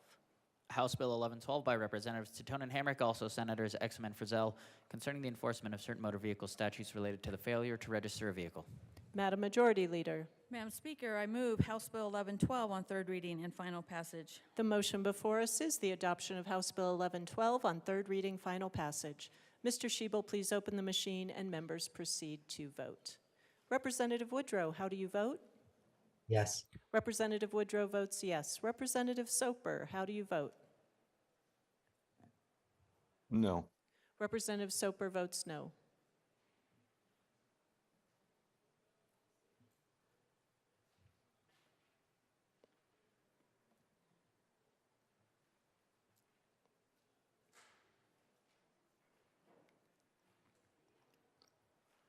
Please close the machine. With 53 aye, 11 no, 1 excused, House Bill 1112 is adopted. Co-sponsors.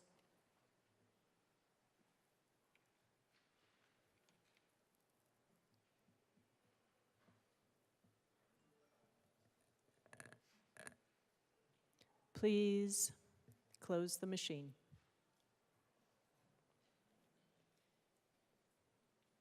Mr. Schiebel, please read the title to House Bill 1301. House Bill 1301 by Representatives Carter and Espinoza, also Senators Roberts and Gonzalez, concerning the addition of voice court reporters to the list of professionals who may administer an oath or affirmation. Madam Majority Leader. Madam Speaker, I move House Bill 1301 on third reading and final passage. The motion before us is the adoption of House Bill 1301 on third reading, final passage. Mr. Schiebel, please open the machine and members proceed to vote. Representative Woodrow, how do you vote? Yes. Representative Woodrow votes yes. Representative Soper, how do you vote? Yes. Representative Soper votes yes.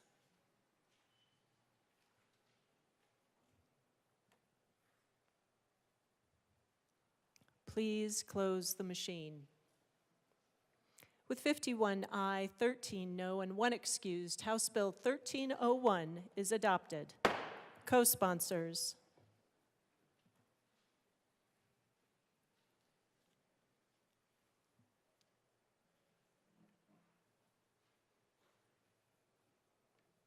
Please close the machine. Mr. Schiebel, please read the title to House Bill 1294.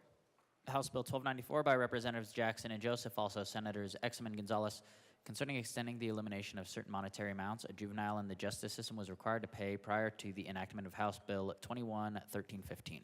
Madam Majority Leader. Madam Speaker, I move House Bill 1294 on third reading and final passage. The motion before us is the adoption of House Bill 1294 on third reading and final passage. Mr. Schiebel, please open the machine and members proceed to vote. Representative Woodrow, how do you vote? Yes. Representative Woodrow votes yes. Representative Soper, how do you vote? No. Representative Soper votes no.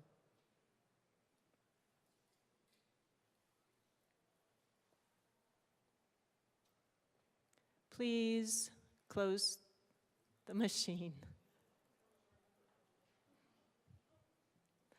With 41 aye, 23 no, and 1 excused, House Bill 1294 is adopted. Co-sponsors.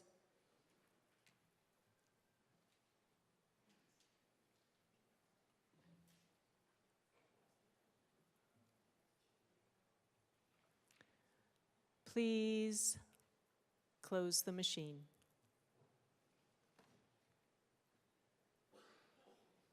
Mr. Schiebel, please read the title to House Bill 1031. House Bill 1031 by Representatives Bacon and Clifford, also Senators Robertson, Pelton B., concerning a prohibition on whistleblower retaliation in law enforcement. Madam Majority Leader. Madam Speaker, I move House Bill 1031 on third reading and final passage. Representative Caldwell.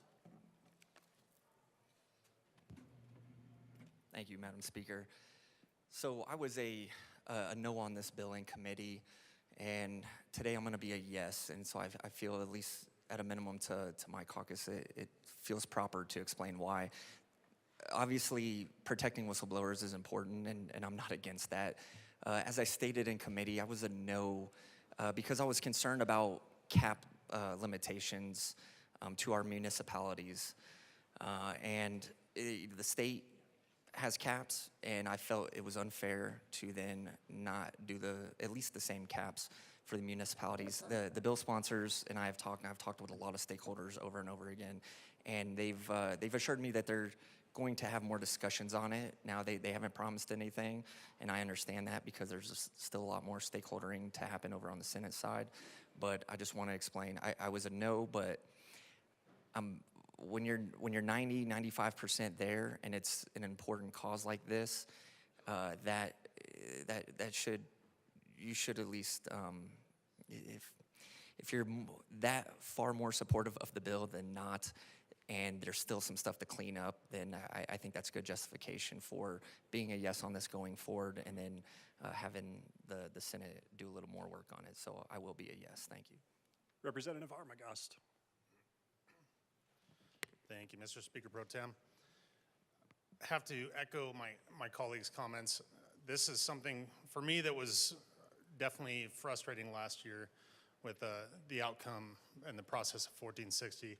And the voices that came to the table, the stakeholding that was done by the bill sponsors was impressive. So I think the biggest thing is to say that those voices that felt like they were ignored last year with 1460 were brought to the table this year and were heard. And granted, there were still some things that I was hoping to see worked out. The fact that could still happen when it gets to the Senate is yet to be determined. But the fact of the matter is they came to the table, they had their voices heard, and changes were made to accommodate. So, I mean, there was stakeholding that happened, and that's what I will always be a fan of. The opposite is what frustrates me and gets me up here to talk against that. But like my colleague, I too will be a yes today. This is something that I think, with the intentions of how it's been worked through over the interim and during session so far, I do like the stakeholding that it happened, and I hope that continues to make sure that those voices know that they are heard this year and everything that goes into this bill. So thank you, and I'll be a yes. Rep. Clifford. Thank you, Mr. Speaker Pro Tem. I certainly appreciate the comments so far from both of my colleagues that have come up and spoken about the stakeholder process. This is one of several pieces of legislation that is coming out of the stakeholding that we put together as a result of what came out of 1460 last year, and it was to make sure that all the voices on all sides got heard. And what we're talking about here today are protecting peace officers. And there's nothing about that that should be something that I think should give anyone pause, because what we expect in a police department or a sheriff's department is the utmost integrity.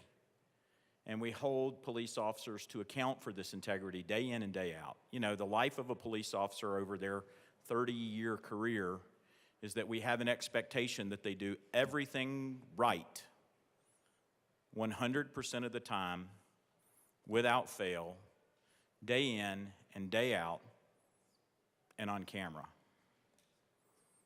And part of that is also making sure that when they get jammed up inside of their own departments, that we, the General Assembly, give them law that protects them and sets the guardrails for how they are protected. I also want you to know this is not the only profession that we expect to do their job perfectly every time. If you ever have brain surgery, I assure you, you would like that surgeon to be well-trained and to do their job perfectly every single time. So this is not an undue burden that we put on a class of citizens that we expect to protect us. It is something, however, that we need to protect. We need to understand and know that if somebody has done something inside of their department, that you have a pathway, the same as we do for state officers, to get those things resolved in a legal and useful manner. And that's what this bill is about today. I do think there are more conversations coming. The stakeholder process has been slow. Every time we've made any change, any step, we've gone back to the entire group, which doesn't just include cops. It includes the Attorney General's office. It includes the district attorneys. It includes media. It includes the whistleblowers who brought these actions. We have 34 whistleblowers that are engaged with us currently, and we're checking boxes all the time to make sure that this gets done correctly. I still have questions about caps.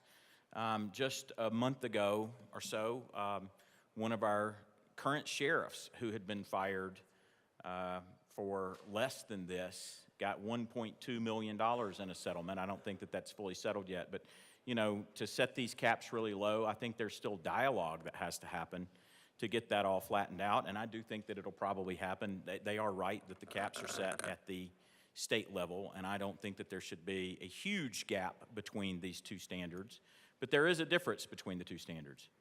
More importantly, what we're engaged with today is cops who came to us and said, hey, there's something wrong here.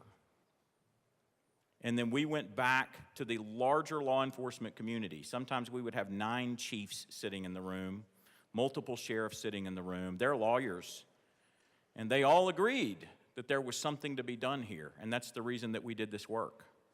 It wasn't something that just happened.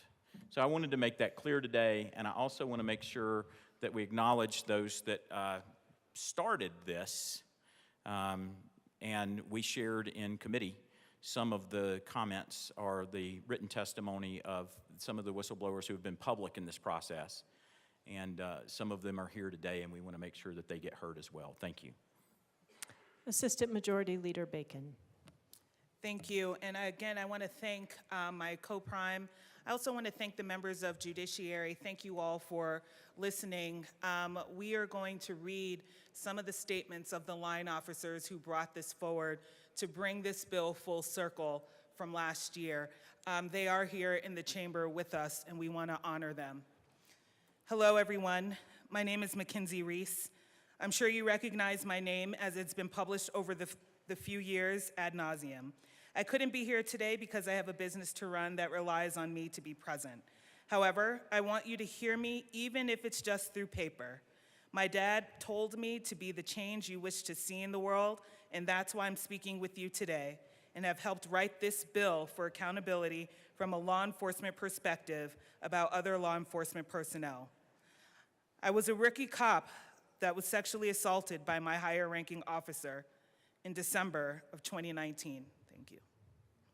And justice was not served until April of 2024. At a young age, I wanted to be a police officer and held myself to a higher standard in hopes to achieve that goal one day. I could sit here all day and give every example as to why this bill was created the way it was, but instead I'm going to let two things do the talking. One, being a section out of my victim impact statement that was read at sentencing earlier this month, and two lengthy quotes from the judge during that sentencing. My victim impact statement reads as follows. The weight of the badge has a new meaning to me.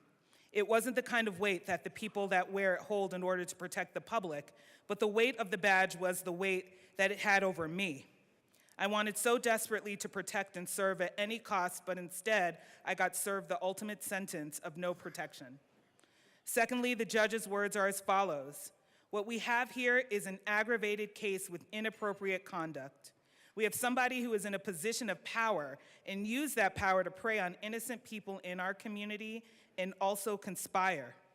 Whether you blame others or not, these actions, conspiring with other members of law enforcement the way the court sees it, it was like a good old boys club. And to the offender, sir, you are the problem. You are the person that law enforcement talks about when they say a few bad apples. You are the one creating the circumstances that your colleagues live with on a daily basis. You. It's you. You're the person that you guys sat around the table and talked about as making life so hard for your former colleagues. You are the reason why we have investigations into law enforcement. My story is no different than the rest of the stories you will hear today. It touches on misconduct, retaliation for whistleblowing, exhausting every avenue to seek, resolve, and falling on deaf ears, lack of oversight, corrupt patterns and practices, and downright unfair treatment. If passed, this bill would not only have prevented what happened to me from happening, but would have held the countless other people responsible for the dereliction of their duties, holding themselves to the high standard we expect as citizens, and from being downright unrighteous human beings. We need the pendulum to swing, even if it's just a little, to protect others like me. From Mackenzie Reese. Representative Mabry. Thank you, Madam Speaker. I want to join the prime sponsors of this legislation in honoring the advocacy of line officers who have brought this issue to our attention, and I will also read a statement that we heard in the Judiciary Committee. I am a line-level police officer who in 2023 launched a grassroots campaign with fellow line-level police officers to fight back against the thin blue wall of silence culture. For those who may not know, the thin blue wall of silence is a social concept in law enforcement in which officers are expected to minimize or altogether ignore blatant misconduct to protect one's fellow brother. Those of us officers involved in this bill stand firmly against such a culture and each share a story of our own sacrifices, horrors, and ongoing traumas that have resulted from good police officers advocating for transparency, accountability, and integrity. What started as a group of 2 officers seated at a library table typing up a letter to A.Mel Bacon in 2023 evolved into a growing group of officers representing agencies big, small, rural, urban, and everything in between. We have amongst us U.S. military veterans, proud mothers, fathers, immigrants, those with disabilities, racial minorities, officers with almost 30 years of experience to officers with only 3 months of experience, and many more. We are a testament that whistleblower retaliation can happen to absolutely everyone. This concept for a bill evolved from emails to meetings at libraries and then to creating House Bill 24-1460, which was handwritten by police officers. A harmony of some who are staunch conservatives, others who are moderate, and some who lean liberal. We came back together stronger and better and more prepared this year. Immediately meeting with stakeholders last summer, fall, collaborating with parties on all sides of the issue, and diligently handcrafting this bill. Real police officers are losing their livelihoods due to retaliation from untouchable command staff. There have been times, in fact, where police officer suicide surpassed the line of duty death. Officers struggle with mental health for a multitude of reasons, but from personal experience, each of us have faced the cold embrace of depression while battling through retaliation alone. This bill will inadvertently save police officers' lives, encourage advocacy, and bring accountability to those who have perpetrated campaigns of destruction against moral line-level police officers. Please vote yes on behalf of the 12,000 honorable police officers who serve this great state of Colorado every day. Please do not base your support on the letter D or the letter R, not blue, not red, not left, not right.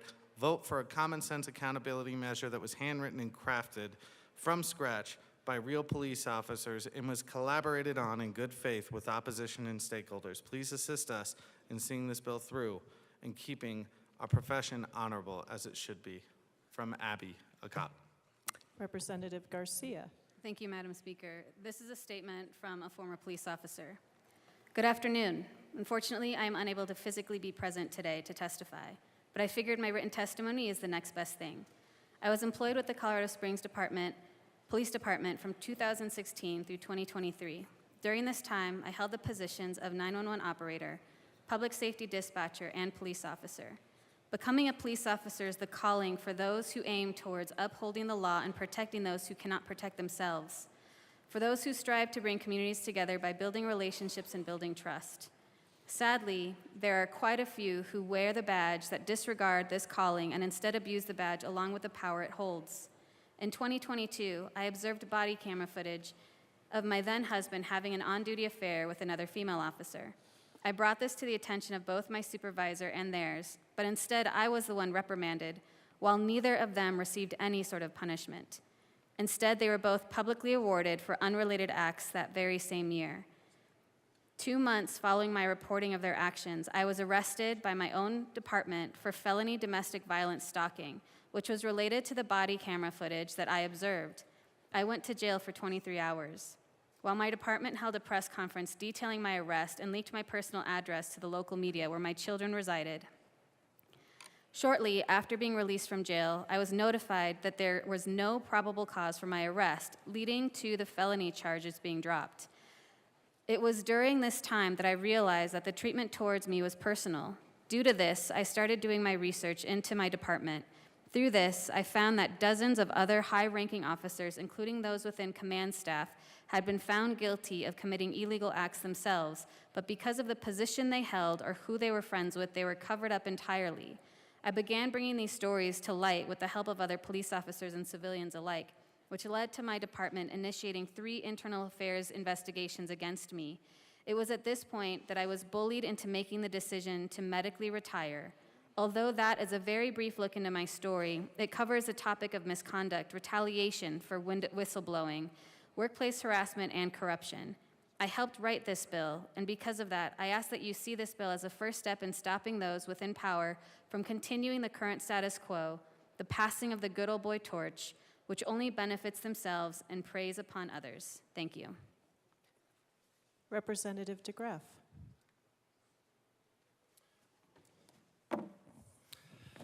Thank you, Madam Chair. Speaker, my bad. All right. This is not to, I'm going to vote for this bill. I voted against the bill before because it didn't have the due process protections for people that were being put on this list. So I'm in favor of this bill and the series of bills that's coming forward. But I do have an issue with this part here. I don't even have a part with this law enforcement because right now Colorado has a whistleblower that was kangarooed into prison as a political prisoner for trying to enforce election law. A Gold Star mom trying to do her job. Did she make some mistakes? Maybe. But it took an ex post facto law passed through this body to get her put in jail. That's hypocrisy on the part of this body. It's hypocrisy on the part of the state. So this is not to take away from these very legitimate issues. This is just to call attention to the hypocrisy of this building, of this Capitol.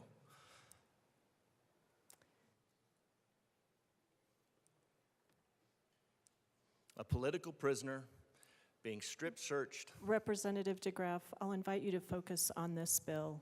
Thank you, Madam Speaker. Talking about a whistleblower. Talking about a whistleblower enforcing election law. Speak about this bill, please. Thank you. Whistleblowers put in prison for trying to do the right thing,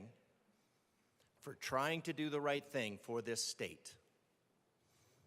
That is a whistleblower put in prison as a political prisoner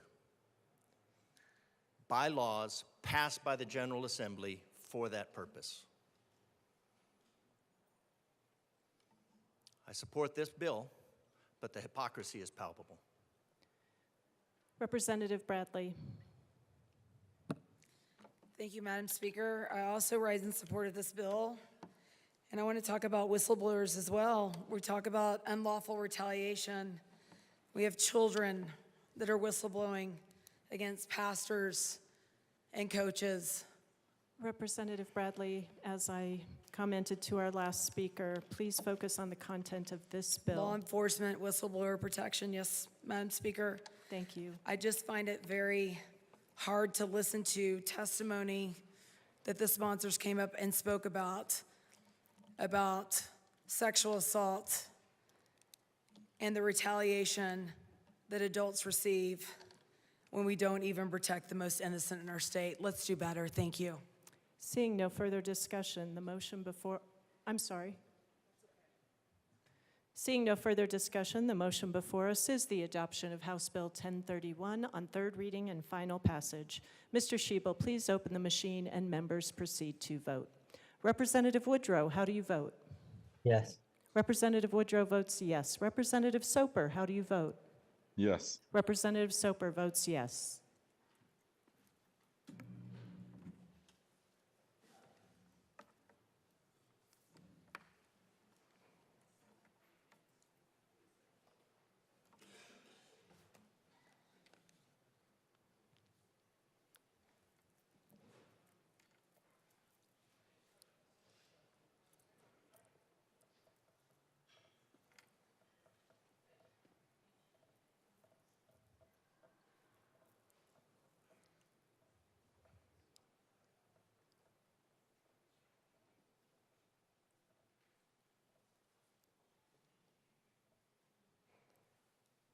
Representative Ferre is excused.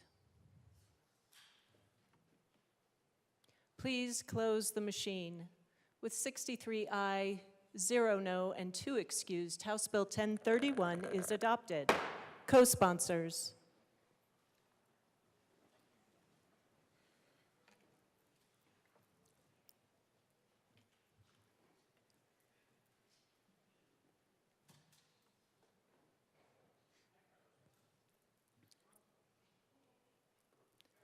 Please close the machine.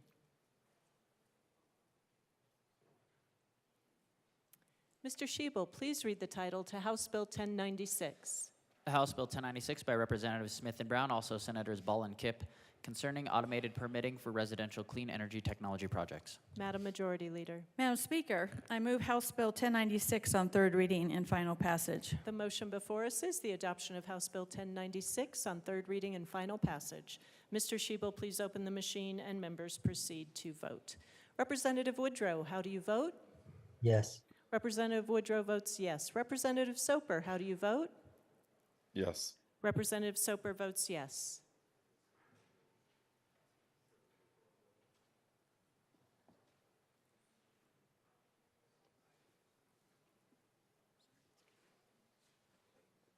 Please close the machine. With 42 aye, 22 no, and 1 excused, House Bill 1096 is adopted. Co-sponsors.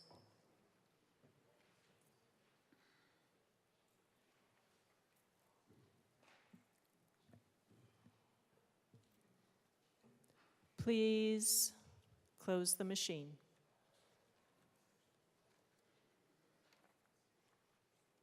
Mr. Schiebel, please read the title to House Bill 1082.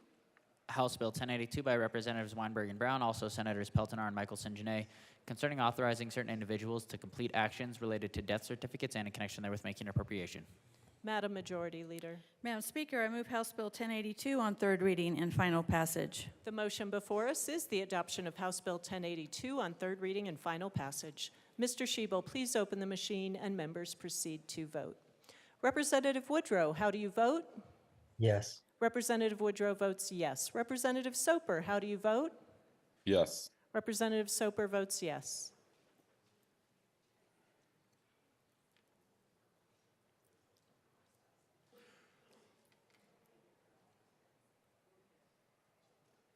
Please close the machine. With 64 ayes, 0 no, 1 excused, House Bill 1082 is adopted. Co-sponsors.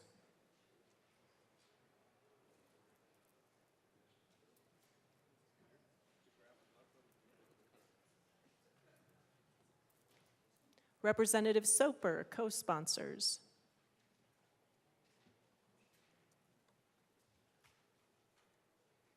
Please close the machine.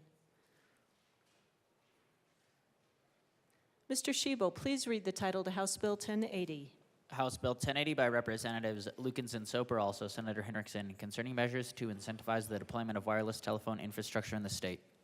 Madam Majority Leader. Madam Speaker, I move House Bill 1080 on third reading and final passage. The motion before us is the adoption of House Bill 1080 on third reading and final passage. Mr. Schiebel, please open the machine and members proceed to vote. Representative Woodrow, how do you vote? Yes. Representative Woodrow votes yes. Representative Soper, how do you vote?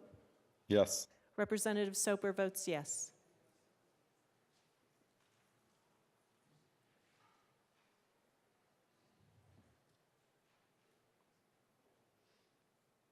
Please close the machine. With 52 aye, 12 no, 1 excused, House Bill 1080 is adopted. Co-sponsors.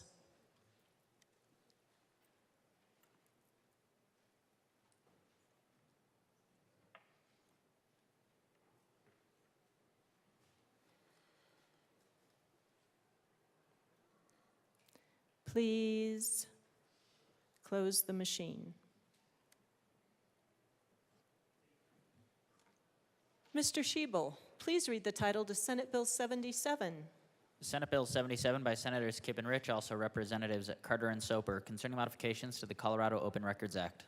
Madam Majority Leader. Madam Speaker, I move Senate Bill 77 on third reading and final passage. The motion before us is the adoption of Senate Bill 77 on third reading and final passage. Mr. Schiebel, please open the machine and members proceed to vote. Representative Woodrow, how do you vote? Yes. Representative Woodrow votes yes. Representative Soper, how do you vote? Yes. Representative Soper votes yes.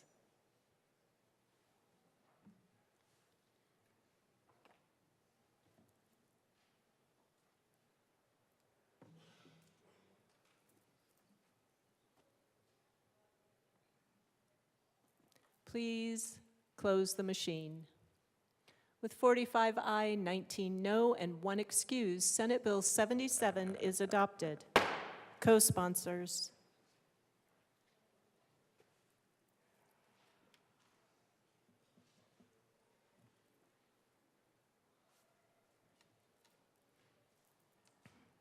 Please close the machine.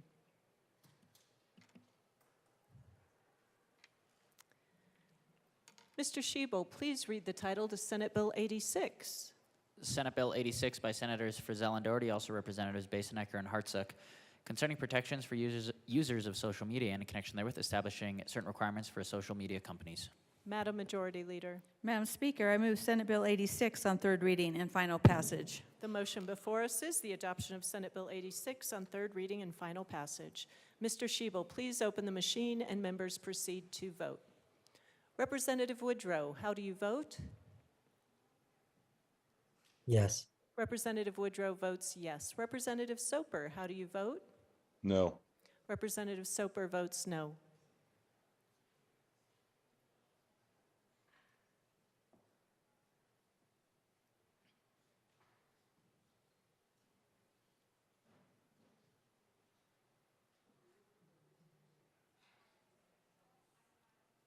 Please close the machine. With 46 aye, 18 no, and 1 excused, Senate Bill 86 is adopted. Co-sponsors.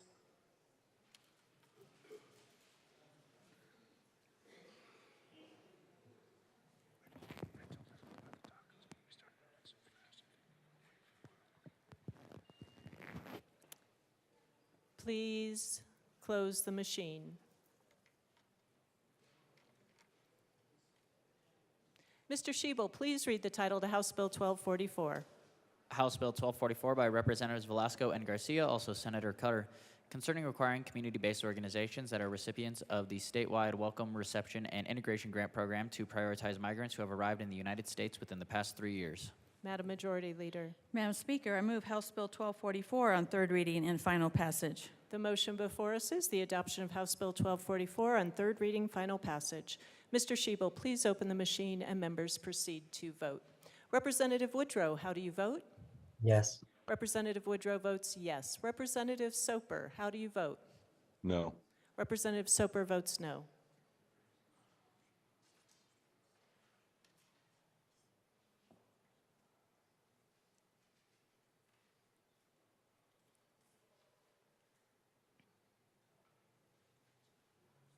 Please close the machine. With 41 aye, 23 no, and 1 excused, House Bill 1244 is adopted. Co-sponsors.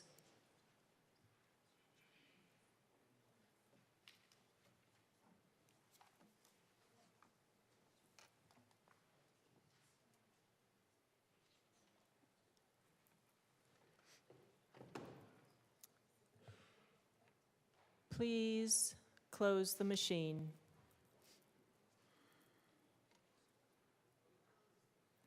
Mr. Schiebel, please read the title to House Bill 1272.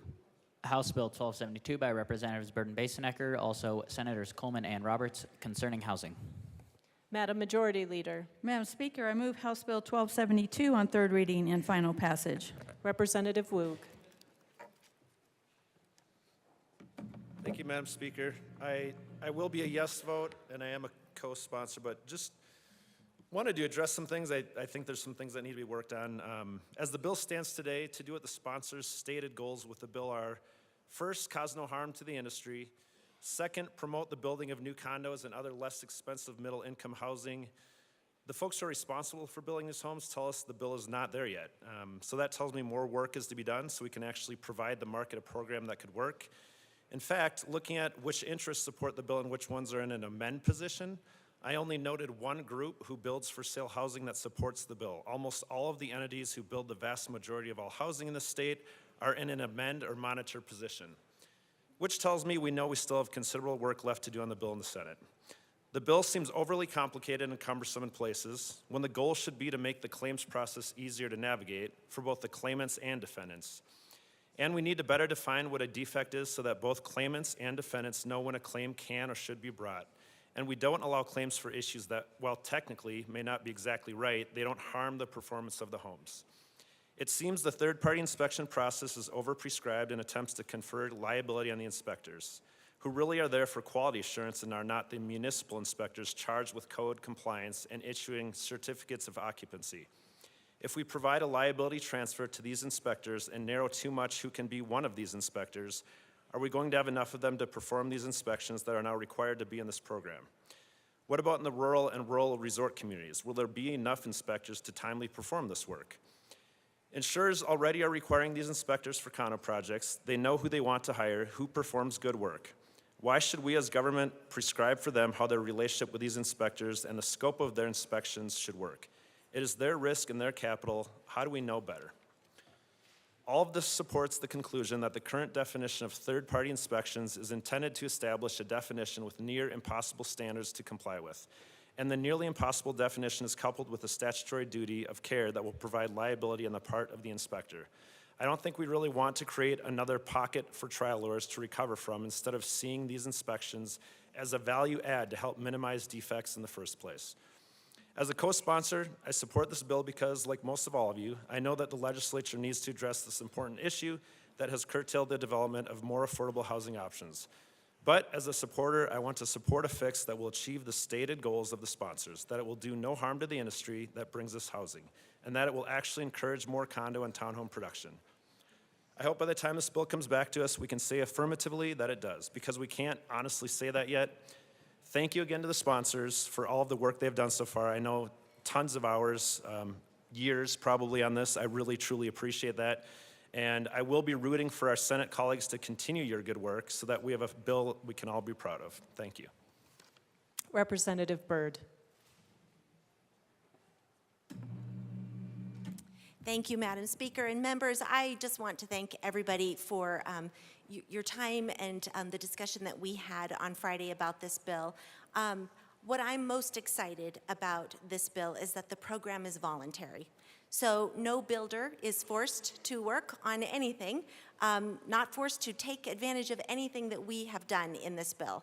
So I'm hopeful that they will, and we will see what the results yield. And I will say also, we acknowledged during our conversation on Friday that more work has been committed to. Of course, this is a process, and we look forward to all interested stakeholders to continue working on this with us. But again, the program is voluntary. There are no mandates. Change is uncomfortable, I understand, but we look forward to partnering with everyone who has an interest in making sure that more Coloradans can afford a place to buy, because the current course that we are on right now is unacceptable. Our kids, our grandkids, for those of us who are older, they need a better future than their only hope to ever be a forever tenant. That is no way to achieve financial security and stability and to become a permanent member of your community. You need that chance to have home ownership. It's the essence of the American dream. So again, thank you all for your partnership, and we look forward to the continued work. Representative Luck. Thank you, Madam Speaker. I just want to thank the bill sponsors as well for the voluntary nature of this particular program. As a person who stands against coercion, I am very grateful that we have sought to solve a problem not by force, but by option. Thank you. Seeing no further discussion, the motion before us is the adoption of House Bill 1272 on third reading, final passage. Mr. Schiebel, please open the machine and members proceed to vote. Representative Woodrow, how do you vote? No. I'm sorry, Representative Woodrow, I couldn't hear you. No. Representative Woodrow votes no. Representative Soper, how do you vote? Yes. Representative Soper votes yes.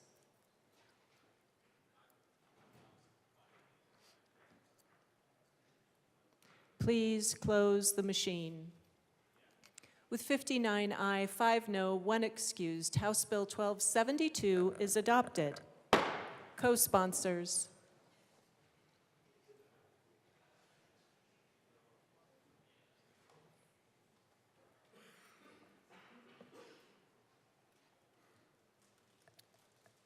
Please close the machine.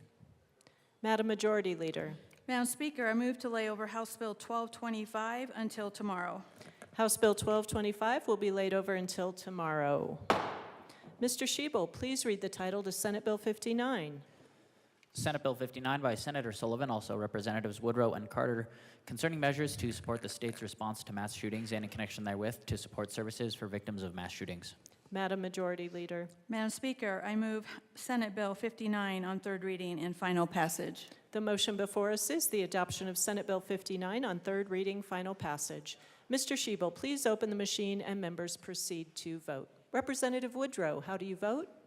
Yes. Representative Woodrow votes yes. Representative Soper, how do you vote?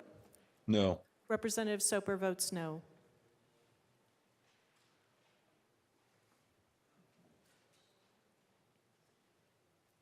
Please close the machine. With 41 aye, 23 no, and 1 excuse, Senate Bill 59 is adopted. Co-sponsors.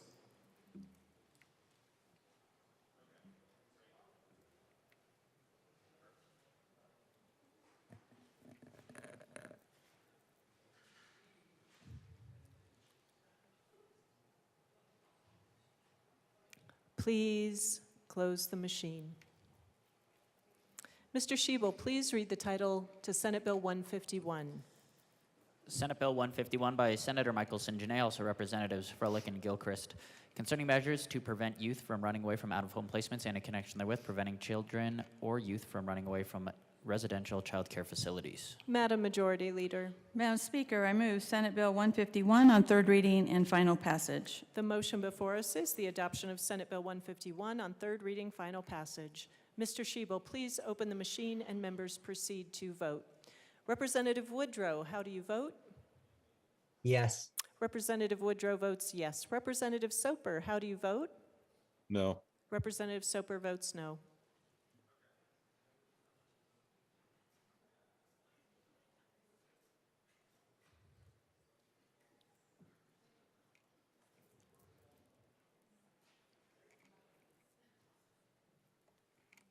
Please close the machine. With 44 aye, 20 no, 1 excuse, Senate Bill 151 is adopted. Co-sponsors.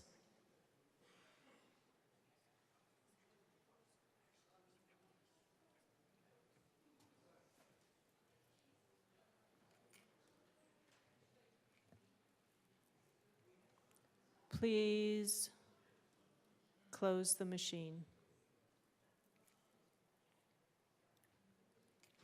Mr. Schiebel, please read the title to Senate Bill 85. Senate Bill 85 by Senators Kipp and Carson, also Representatives Rutenell and Pascal, concerning the adoption of animals that are test subjects of health-related research. Madam Majority Leader. Madam Speaker, I move Senate Bill 85 on third reading and final passage. The motion before us is the adoption of Senate Bill 85 on third reading and final passage. Mr. Schiebel, please open the machine and members proceed to vote. Representative Woodrow, how do you vote? Yes. Representative Woodrow votes yes. Representative Soper, how do you vote? No. Representative Soper votes no.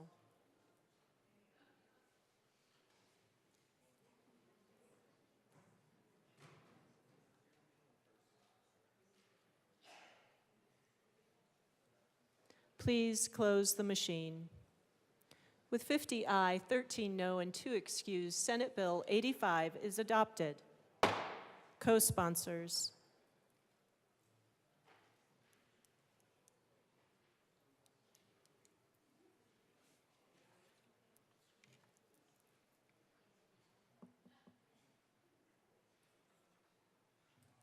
Please close the machine.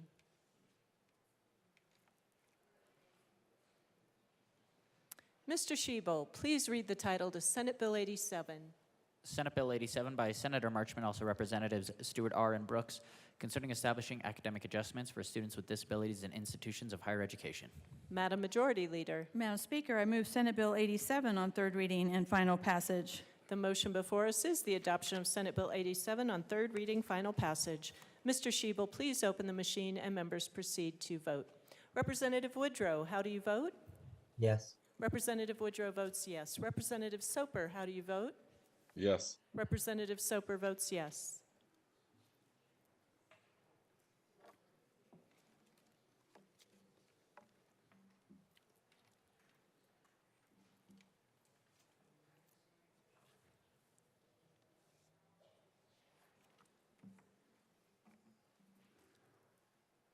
Please close the machine. With 58 aye, 5 no, 2 excused, Senate Bill 87 is adopted. Co-sponsors.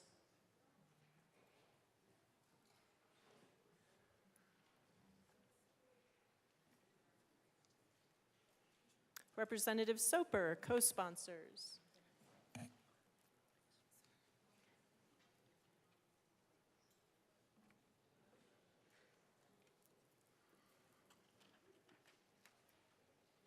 Please close the machine.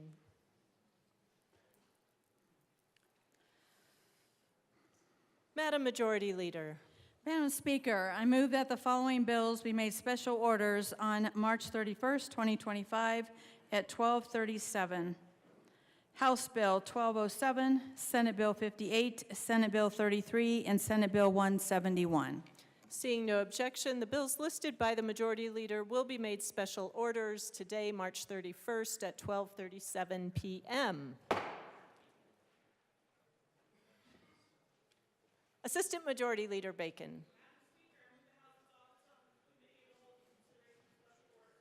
Members, you have heard the motion. Seeing no objection, AML Bacon will take the chair.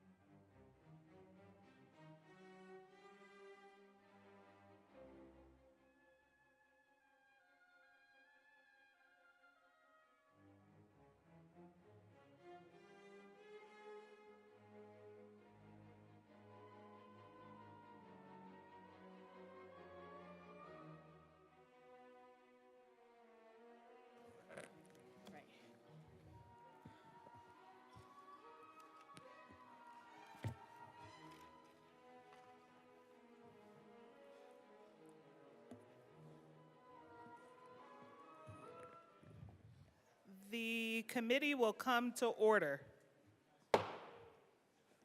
With your unanimous consent, the bills will be read by title unless there is a request for reading a bill at length. Committee reports are printed and in your bill folders. Floor amendments will be shown on the screen on iLegislate and in today's folder on your boxed account. Bills will be laid over upon motion of the majority leader, and the coat rule is relaxed. Mr. Schiebel, should I read the title? Okay, I did it last time. Okay, Mr. Schiebel, please read the title to 1207. House Bill 1207 by Representatives Mabry and Duran, also Senators Winter and Exum, concerning measures to address barriers to pet ownership in connection with residing in a residential structure. Madam Majority Leader. Thank you. Thank you, Madam Chair. I move House Bill 1207 and the Transportation, Housing, and Local Government Committee report. To the committee report. In THLG, we ran amendments to limit the bill to up to 2 cats or dogs, as well as address some technical changes, and I ask for a yes vote. Is there any further discussion on the committee report? Seeing none, the question before us is its passage. All those in favor, please say aye. Aye. All those opposed, please say no. The committee report is passed. To the bill. Representative Mabry. Thank you, Madam Chair. I move L4 and ask that it be properly displayed.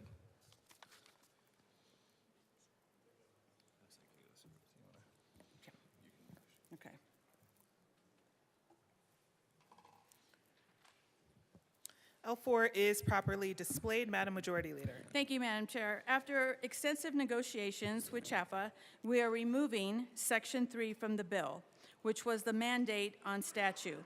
After extensive stakeholding, we have agreed to do this because CHAFA came to the table in good faith to accomplish these goals and administratively, and we're pleased to make this change in partnership with them. And we ask for a yes vote. Is there any further discussion on L4? Seeing none, the question before us is its passage. All those in favor, please say aye.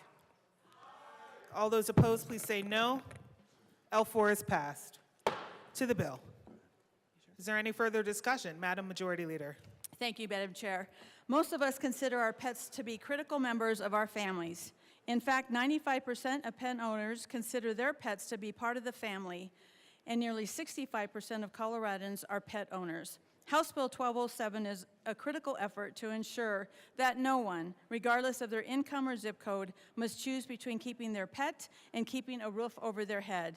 As housing instability has increased, a lack of pet-friendly housing options is regularly cited as a reason that families relinquish their family pet to the local shelter. Locally, the Dumb Friends League found that nearly 40% of animal relinquished between 2022 and 2024 was due to restrictive pet policies in housing. And with that, I ask for a yes vote. Is there any further discussion? Representative Mabry. Thank you, Madam Chair. Members, I am honored to bring House Bill 1207 alongside the Majority Leader. And I want to highlight a few things about why this legislation is important. First, I just want to talk about how I, in my personal life, have experienced the difficulty of finding housing when you have pets. So my brother, he works a minimum wage job. He has too many pets, I gotta be honest. But he has trouble every time his landlord decides not to renew him finding new housing. There are not enough options for people who need affordable housing to be able to house their pets and keep their family together. That's how my brother describes his herd of animals that he has. And, you know, I want to acknowledge what the Majority Leader said.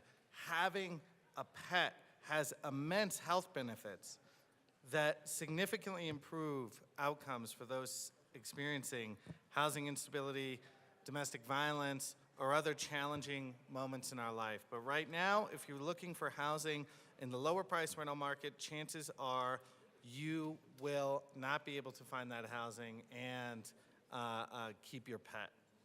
So this bill is not a blanket mandate. It creates a basic standard and gives operators and providers needed flexibility so that they can maintain the safety of tenants, units, and pets. And the amendments, I'd like to thank all the stakeholders. We've addressed concerns from the Apartment Association and with CHAFA.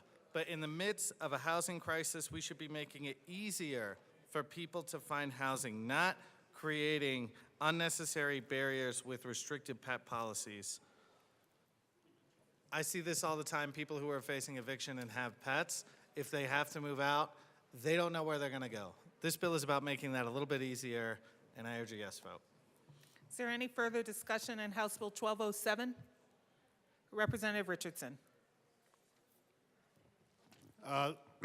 Yeah, heard this in committee. Thank you, Madam Chair. Well, I agree we should be doing what we can to make it easier to get housing. We should not be doing it again on the backs of people that actually own the properties. We should be operating at a different level, not just forcing people to take on tenants when the situation may not be right for the property they own. I do urge a no vote. Representative Johnson. Thank you, Madam Chair. Thank you, sponsors. I definitely see the intent behind this. I am a no vote. I am a proud pet owner. I know it was hard to find an apartment in Denver for those who accepted pets, but with principles of free market, and when I talked to people, some of those owners of these facilities that I was looking at said they were allergic. And so we very much disenfranchise those when we're forcing a pet into every building. What about those with allergies? What about those who might have a PTSD from being bit or scratched by an animal when they were little? So looking at a one-size-fits-all solution is not it. And my fear is if we force all landlords, all property owners to allow pets in their facilities, the easy option when I talk to some of my folks back in Northeast Colorado is they just won't offer that housing. So it's going to do the opposite of offering more housing. It's going to do less. And so I urge a no vote so we can go with the free market and we're not doing undue burdens due to allergies, due to people being afraid of pets and forcing them out of the market because they don't want to comply. Representative Mabry. Thank you, Madam Chair. Before my friend from El Paso County comes down here, I just want to clarify that this doesn't actually regulate private landlords. This only regulates folks who receive tax credits to make affordable housing in partnership with the government. So if you're a private landlord, this bill doesn't regulate you unless you're participating in the LIHTC program to provide your housing or you're receiving another government grant to build your housing. So this is a very narrow bill, and again, it doesn't apply broad scope to all landlords. Representative DeGraff. Thank you, Madam Chair, and I do appreciate that clarification, but I guess I'm still going to have to be opposed because I think the outcome of this could very well be that these people are going to opt out of this market.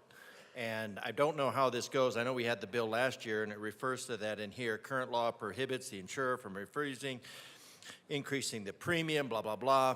And that was around it was a hard number, $35 per month and no more than $300 for damages. And I can guarantee you a pet can do way more than $300 worth of damage. So I think you're going to end up pricing people out of the market. You know, we have renters. Renters want to rent. Now, having a herd of animals, I can understand why that would be a drawback, that people are going to be leery of doing that. So, we would like making these properties more expensive, making more properties more affordable by bringing down insurance costs. By bringing down insurance costs, by bringing down fuel costs, by bringing down regulatory costs. We know that when we look at the demographics of the state, the population is not growing as fast as the housing market. So this problem will pretty much be resolved because it might be just something that landlords just have to accept in order to find renters. So I think maybe the better option would be to educate people, help them with pet ownership, encourage it. You know, if you want to go down, I mean, you've already made it so people that are renting properties are going to be disincentivized to allow pets because of the restrictions that the state has put on. Now, you put something like this in, and then you say, well, it's only about this space, but then the next year when all of a sudden it's like, well, now everybody has to accept vouchers because we don't have enough people accepting vouchers, then it becomes mandatory that everybody accepts vouchers. So it's just the step-by-step road to hell with good intentions. So, yeah, I mean, if you're going to rent a house, there's going to be limitations. We talked about that with home ownership, with condo ownership. If you're going to rent a house, there's going to be restrictions. It's better for the state if people buy homes. So keeping people in this place. So if you're going to start mandating, then you need to be able to allow and enforce some accountability. And $35 per month and $300 is not any way to enforce accountability. So I'll have to be a no on this. I'm glad it is only restricted to people that are accepting vouchers for now. I see that likely changing because that's what happens with this. All the bills go piecemeal, one bit at a time, sapping the liberty of property owners. So I'll be a no for that reason. Is there any further discussion? House Bill 1207. Seeing none, the question before us is its passage. All those in favor, please say aye. Aye. All those opposed, please say no. 1207 is passed. Mr. Schiebel, please read the title to Senate Bill 58. Senate Bill 58 by Senator Snyder, also Representative Wyden, concerning a model act to provide a framework that allows insurance companies to give rebates that meet specified criteria to maintain consumer protections. Representative Wyden. Thank you, Madam Chair. I move Senate Bill 25058. I also move the Business and Labor Committee report.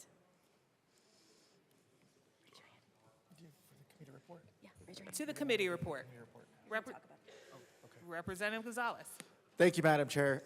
So in the Business Committee, we talked about the importance of this bill when it comes to related policy.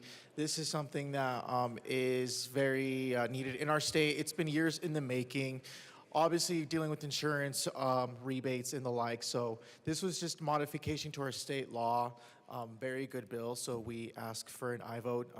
I used to do my internship through Primerica, dealing with life insurance products, annuities, things like that. So this bill obviously relates to people in that industry. They were for it. There was no opposition to this bill, and so it's a good bill.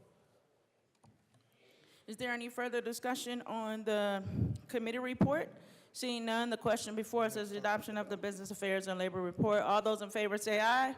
Aye. Aye. All those opposed, nay. The committee report is adopted. To the bill. Representative Gonzalez. Thank you, Madam Chair. As I stated, this is a very simple bill. This is just obviously making sure we have uniformity across all insurance rebate laws. And like I said, this is something that helps both the consumer and the insurance providers. This is a win-win. So obviously all this does is just basically reduce the risk, which is what we want, not only just for the insurance companies, but also for the people who are getting these products and services to make sure there's a fair, balanced, and practical approach when it comes to rebates. And when it comes to risk, we all know that the higher the risk there are, the more costs associated are with it. So by lowering the risk, by passing this bill, we will not only decrease risk, but we will also decrease costs, which will be in turn passed to the consumer. We ask for an aye vote. Thank you. Is there any further discussion on Senate Bill 58? Seeing none, the question before us is the adoption of Senate Bill 58. All those in favor say aye. Aye. All those opposed, no. Senate Bill 58 is adopted. Good job. Mr. Schiebel, please read the title of Senate Bill 33. Senate Bill 33 by Senators Mobley and Roberts, also Representatives Ricks and Weinberg, concerning limitations on liquor licensed drugstore licenses. Representative Weinberg. Thank you, Madam Chair. I'd like to move Senate Bill 25-033. To the bill. Thank you, Madam Chair. It's an honor and a privilege to serve with you. It's an honor and privilege to serve with you, my friend. Thank you, fellow colleagues. This is a great bill that will protect our small businesses out in the rural areas. This came literally from my district for all the small liquor stores that are out there, and I would extremely urge a yes vote to preserve and save our craft in the state of Colorado. Representative Ricks. Yeah, I also ask for your yes vote on this bill. It's a very, very important bill, and we ask that you would pass it and say yes. Representative Clifford.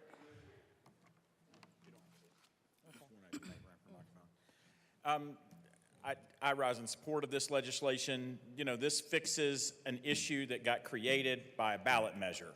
So we had just gotten everything set up for liquor store licenses before a ballot measure ran that gave them unfair access to having licenses. And this is a major impact on House District 37, where we have no approved liquor store licenses and tons and tons and tons in mom and pop liquor stores. So I appreciate the yes vote and all the hard work on this particular piece of legislation. Thank you. Is there any Representative Ricks? Okay. This is for the bill, right? Yes, still to the bill. Okay. So, you know, basically, colleagues, Rep. Weinberg and I are honored to bring SB 33 to the House today and proud that the bill passed the House Business Affairs Committee on a unanimous vote of 13-0. SB 33 is a critical bill for Colorado consumers and thousands of small businesses across the state, including Colorado's 1,500 family-owned local liquor stores, 430 members of the Colorado Craft Brewers Guild, 120 members of the Colorado Craft Distillers Guild, and craft wine makers, small, medium, local distributors, local chamber of commerce, and community groups from all across Colorado. As you've seen across your districts firsthand, 40 to 50% of Colorado's local liquor stores are in jeopardy of going out of business, the majority of which are minority-owned women and small family businesses with deep community roots. This economic collapse of our independent liquor stores will also devastate Colorado's craft alcohol industry. Colorado's craft beer, craft spirits, and Colorado wine are almost exclusively sold by local independent liquor stores. National chain grocery stores and big box retailers choose to sell mass-produced national brand alcohol. For decades, our independent liquor stores and our craft alcohol industry have worked hand in hand to market, sell, and grow small craft alcohol businesses. Together, they have created the state's most iconic and successful craft beer and craft spirit brands. This bill will help drive independent competition in the retail alcohol space and help to maintain the most critical sale channels for Colorado craft beer, wine, and spirits. So we ask for your yes vote on this bill. Representative Gonzalez. Thank you, Madam Chair. I also rise in support of this bill. This is a very important bill when it comes to people in my district of House District 50. I have had numerous distilleries and breweries and other businesses who are impacted by this specific policy reach out to me in the last couple days, most notably this last week alone. They are concerned that they are being hurt. They're seeing their revenues or profits decline. And these are, mind you, small mom and pop shops, liquor stores.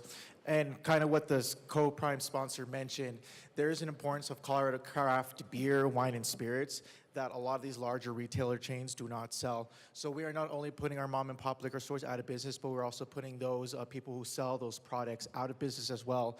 And mind you, this is basically a way to shut them down. I think if we don't do something about this, we're gonna see more declining in these mom and pop liquor stores as well as Colorado craft breweries. And then at the end, the ultimately winners of this would be the corporations who buy out these entities and end up selling it while also not selling Colorado beer, wine, and spirits. So I encourage and I vote, and I want to thank the co-prime sponsors for bringing this bill forward. I will be a yes vote and encourage all of you to do the same. Thank you. Is there any further discussion? Representative Armagas.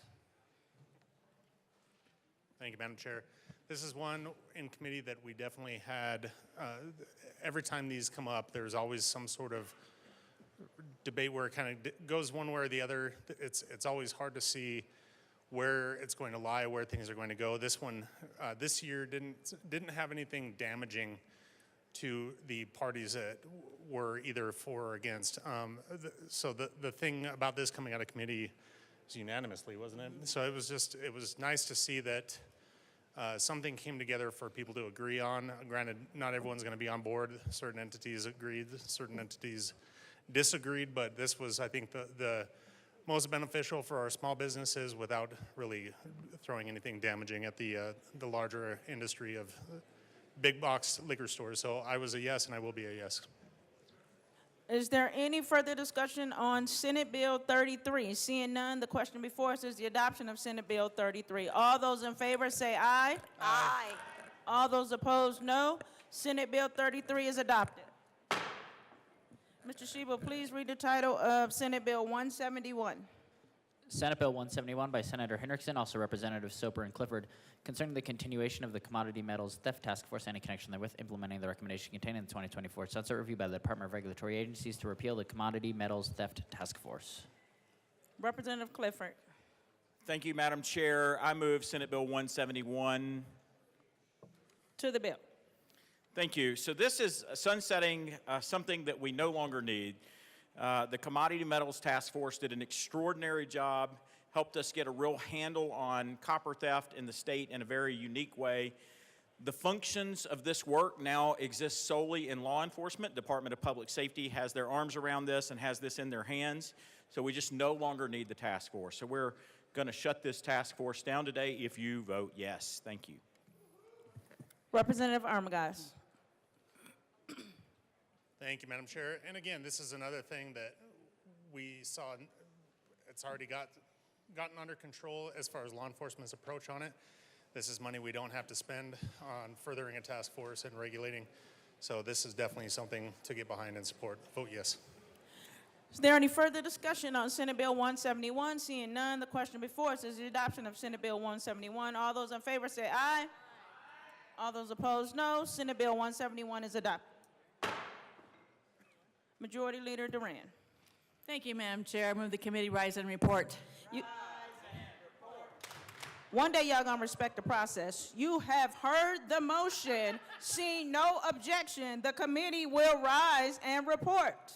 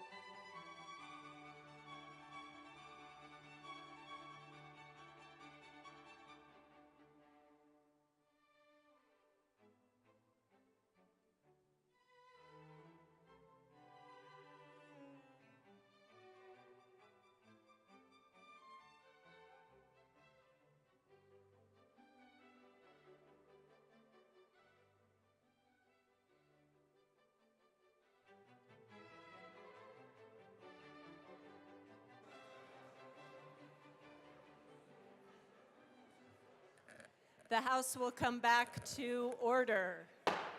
Mr. Schiebel, please read the report of the Committee of the Whole.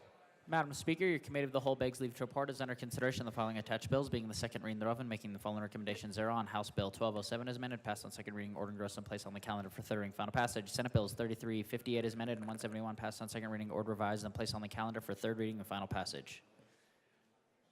Assistant. Oh, Representative English.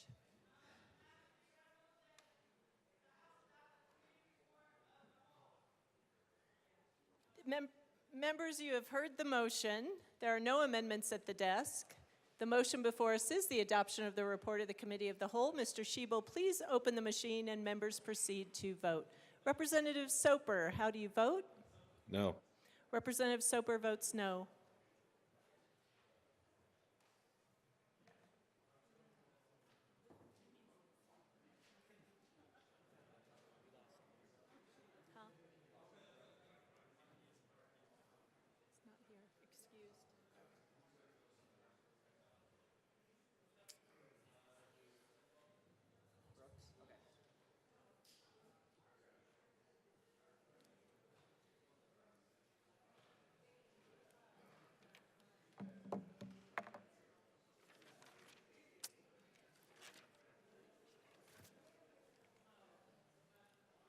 Representatives Bradfield and Zokai are excused.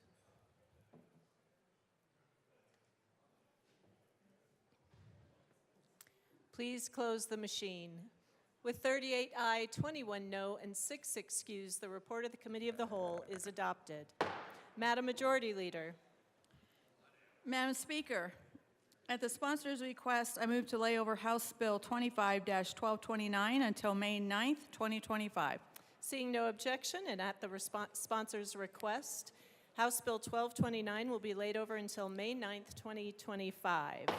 Madam Majority Leader. Madam Speaker, I move to lay over the balance of the calendar to tomorrow, Tuesday, April 1st, 2025. Seeing no objection, the balance of the calendar will be laid over until tomorrow, April Fool's Day.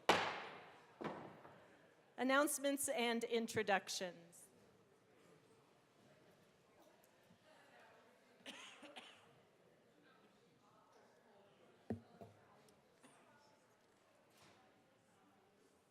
Madam Minority Leader.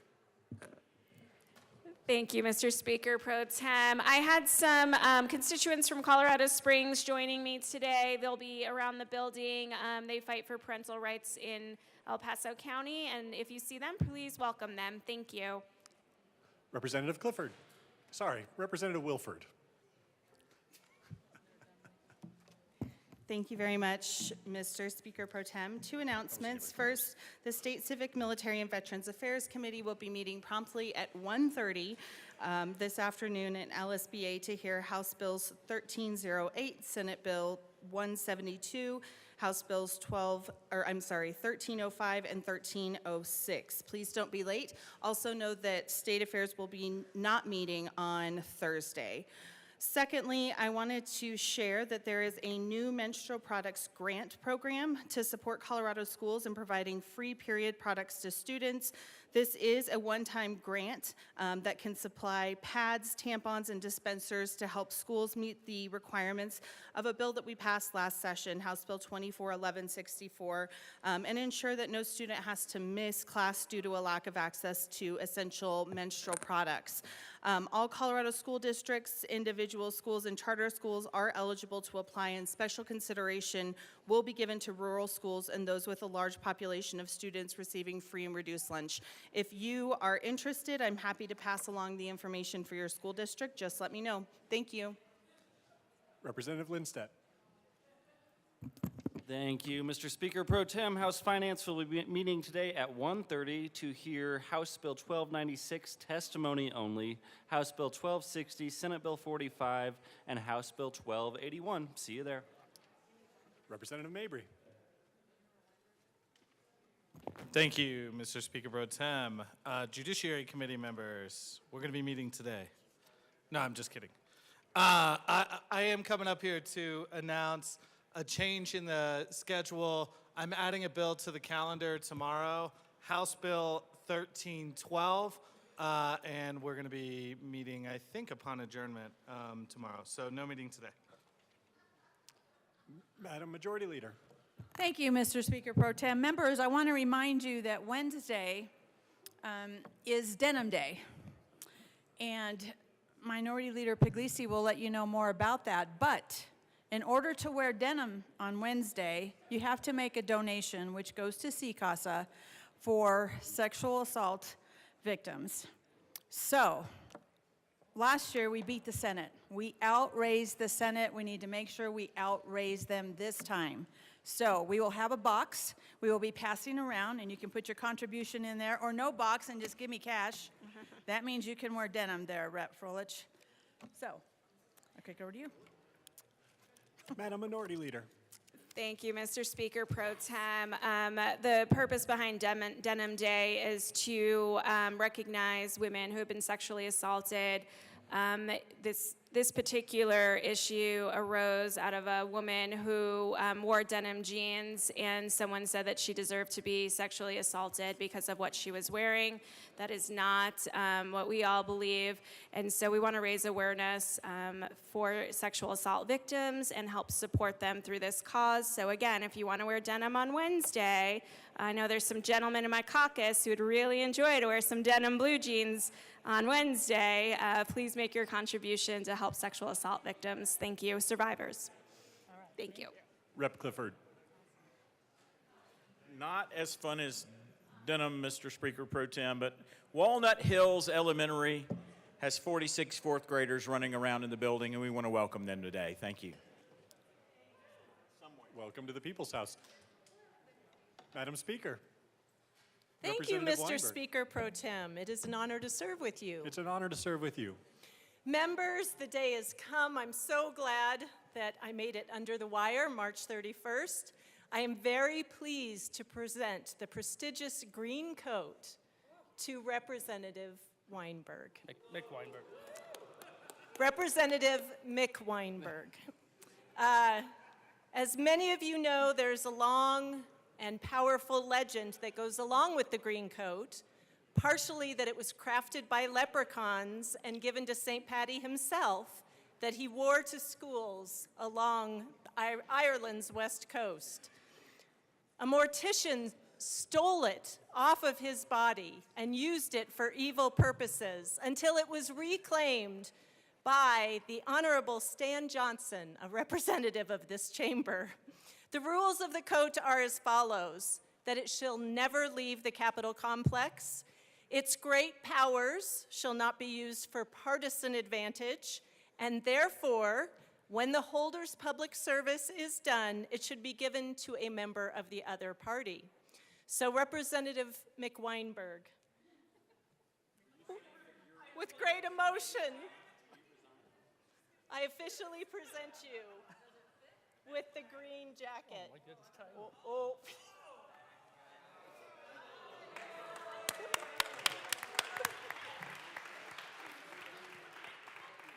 Representative Weinberg. Thank you, Mr. Speaker Pro Tem. Fellow colleagues, this is an absolute honor.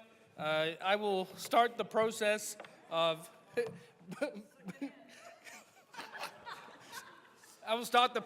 immediately. If you are interested in receiving this next year, my office door is always open. Yay.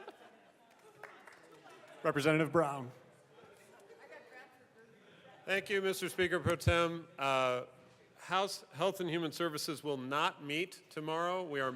I will delay or lay over House Bill 1287 one day to give the sponsors a little more time, and so that we can have a day off. Mostly it's about us, so there it is. Anyway. Representative Bradfield. Thank you, Madam Speaker. I just want to remind people that tomorrow morning at 7:15 is the Legislator Bible Study down in room 109. Breakfast is available, and hope to see you there. Thanks so much. Thank you. Representatives Joseph and Lindsay, great. Thank you. Thank you, Madam Speaker. We have a special birthday for a special birthday lady, Reb Jackson. Happy birthday! And come down, Capitol Choir, to sing to her. And she just had her first bill as well come out of on third reading today. So on Capitol Choir, come down. You can stand right here. Oh, yes. Oh, yes. That's the birthday girl spot.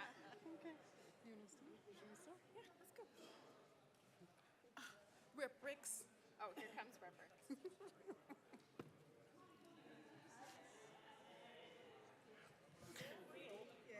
1, 2, 3. Happy birthday to you. Happy birthday to you. Happy birthday, dear Jackson.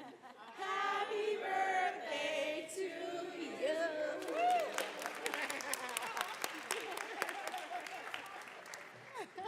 And many more. Well done. Madam Majority Leader. You sure? Okay. Thank you, Madam Speaker. I move the House stand in recess until later today. The House will stand in recess until later today.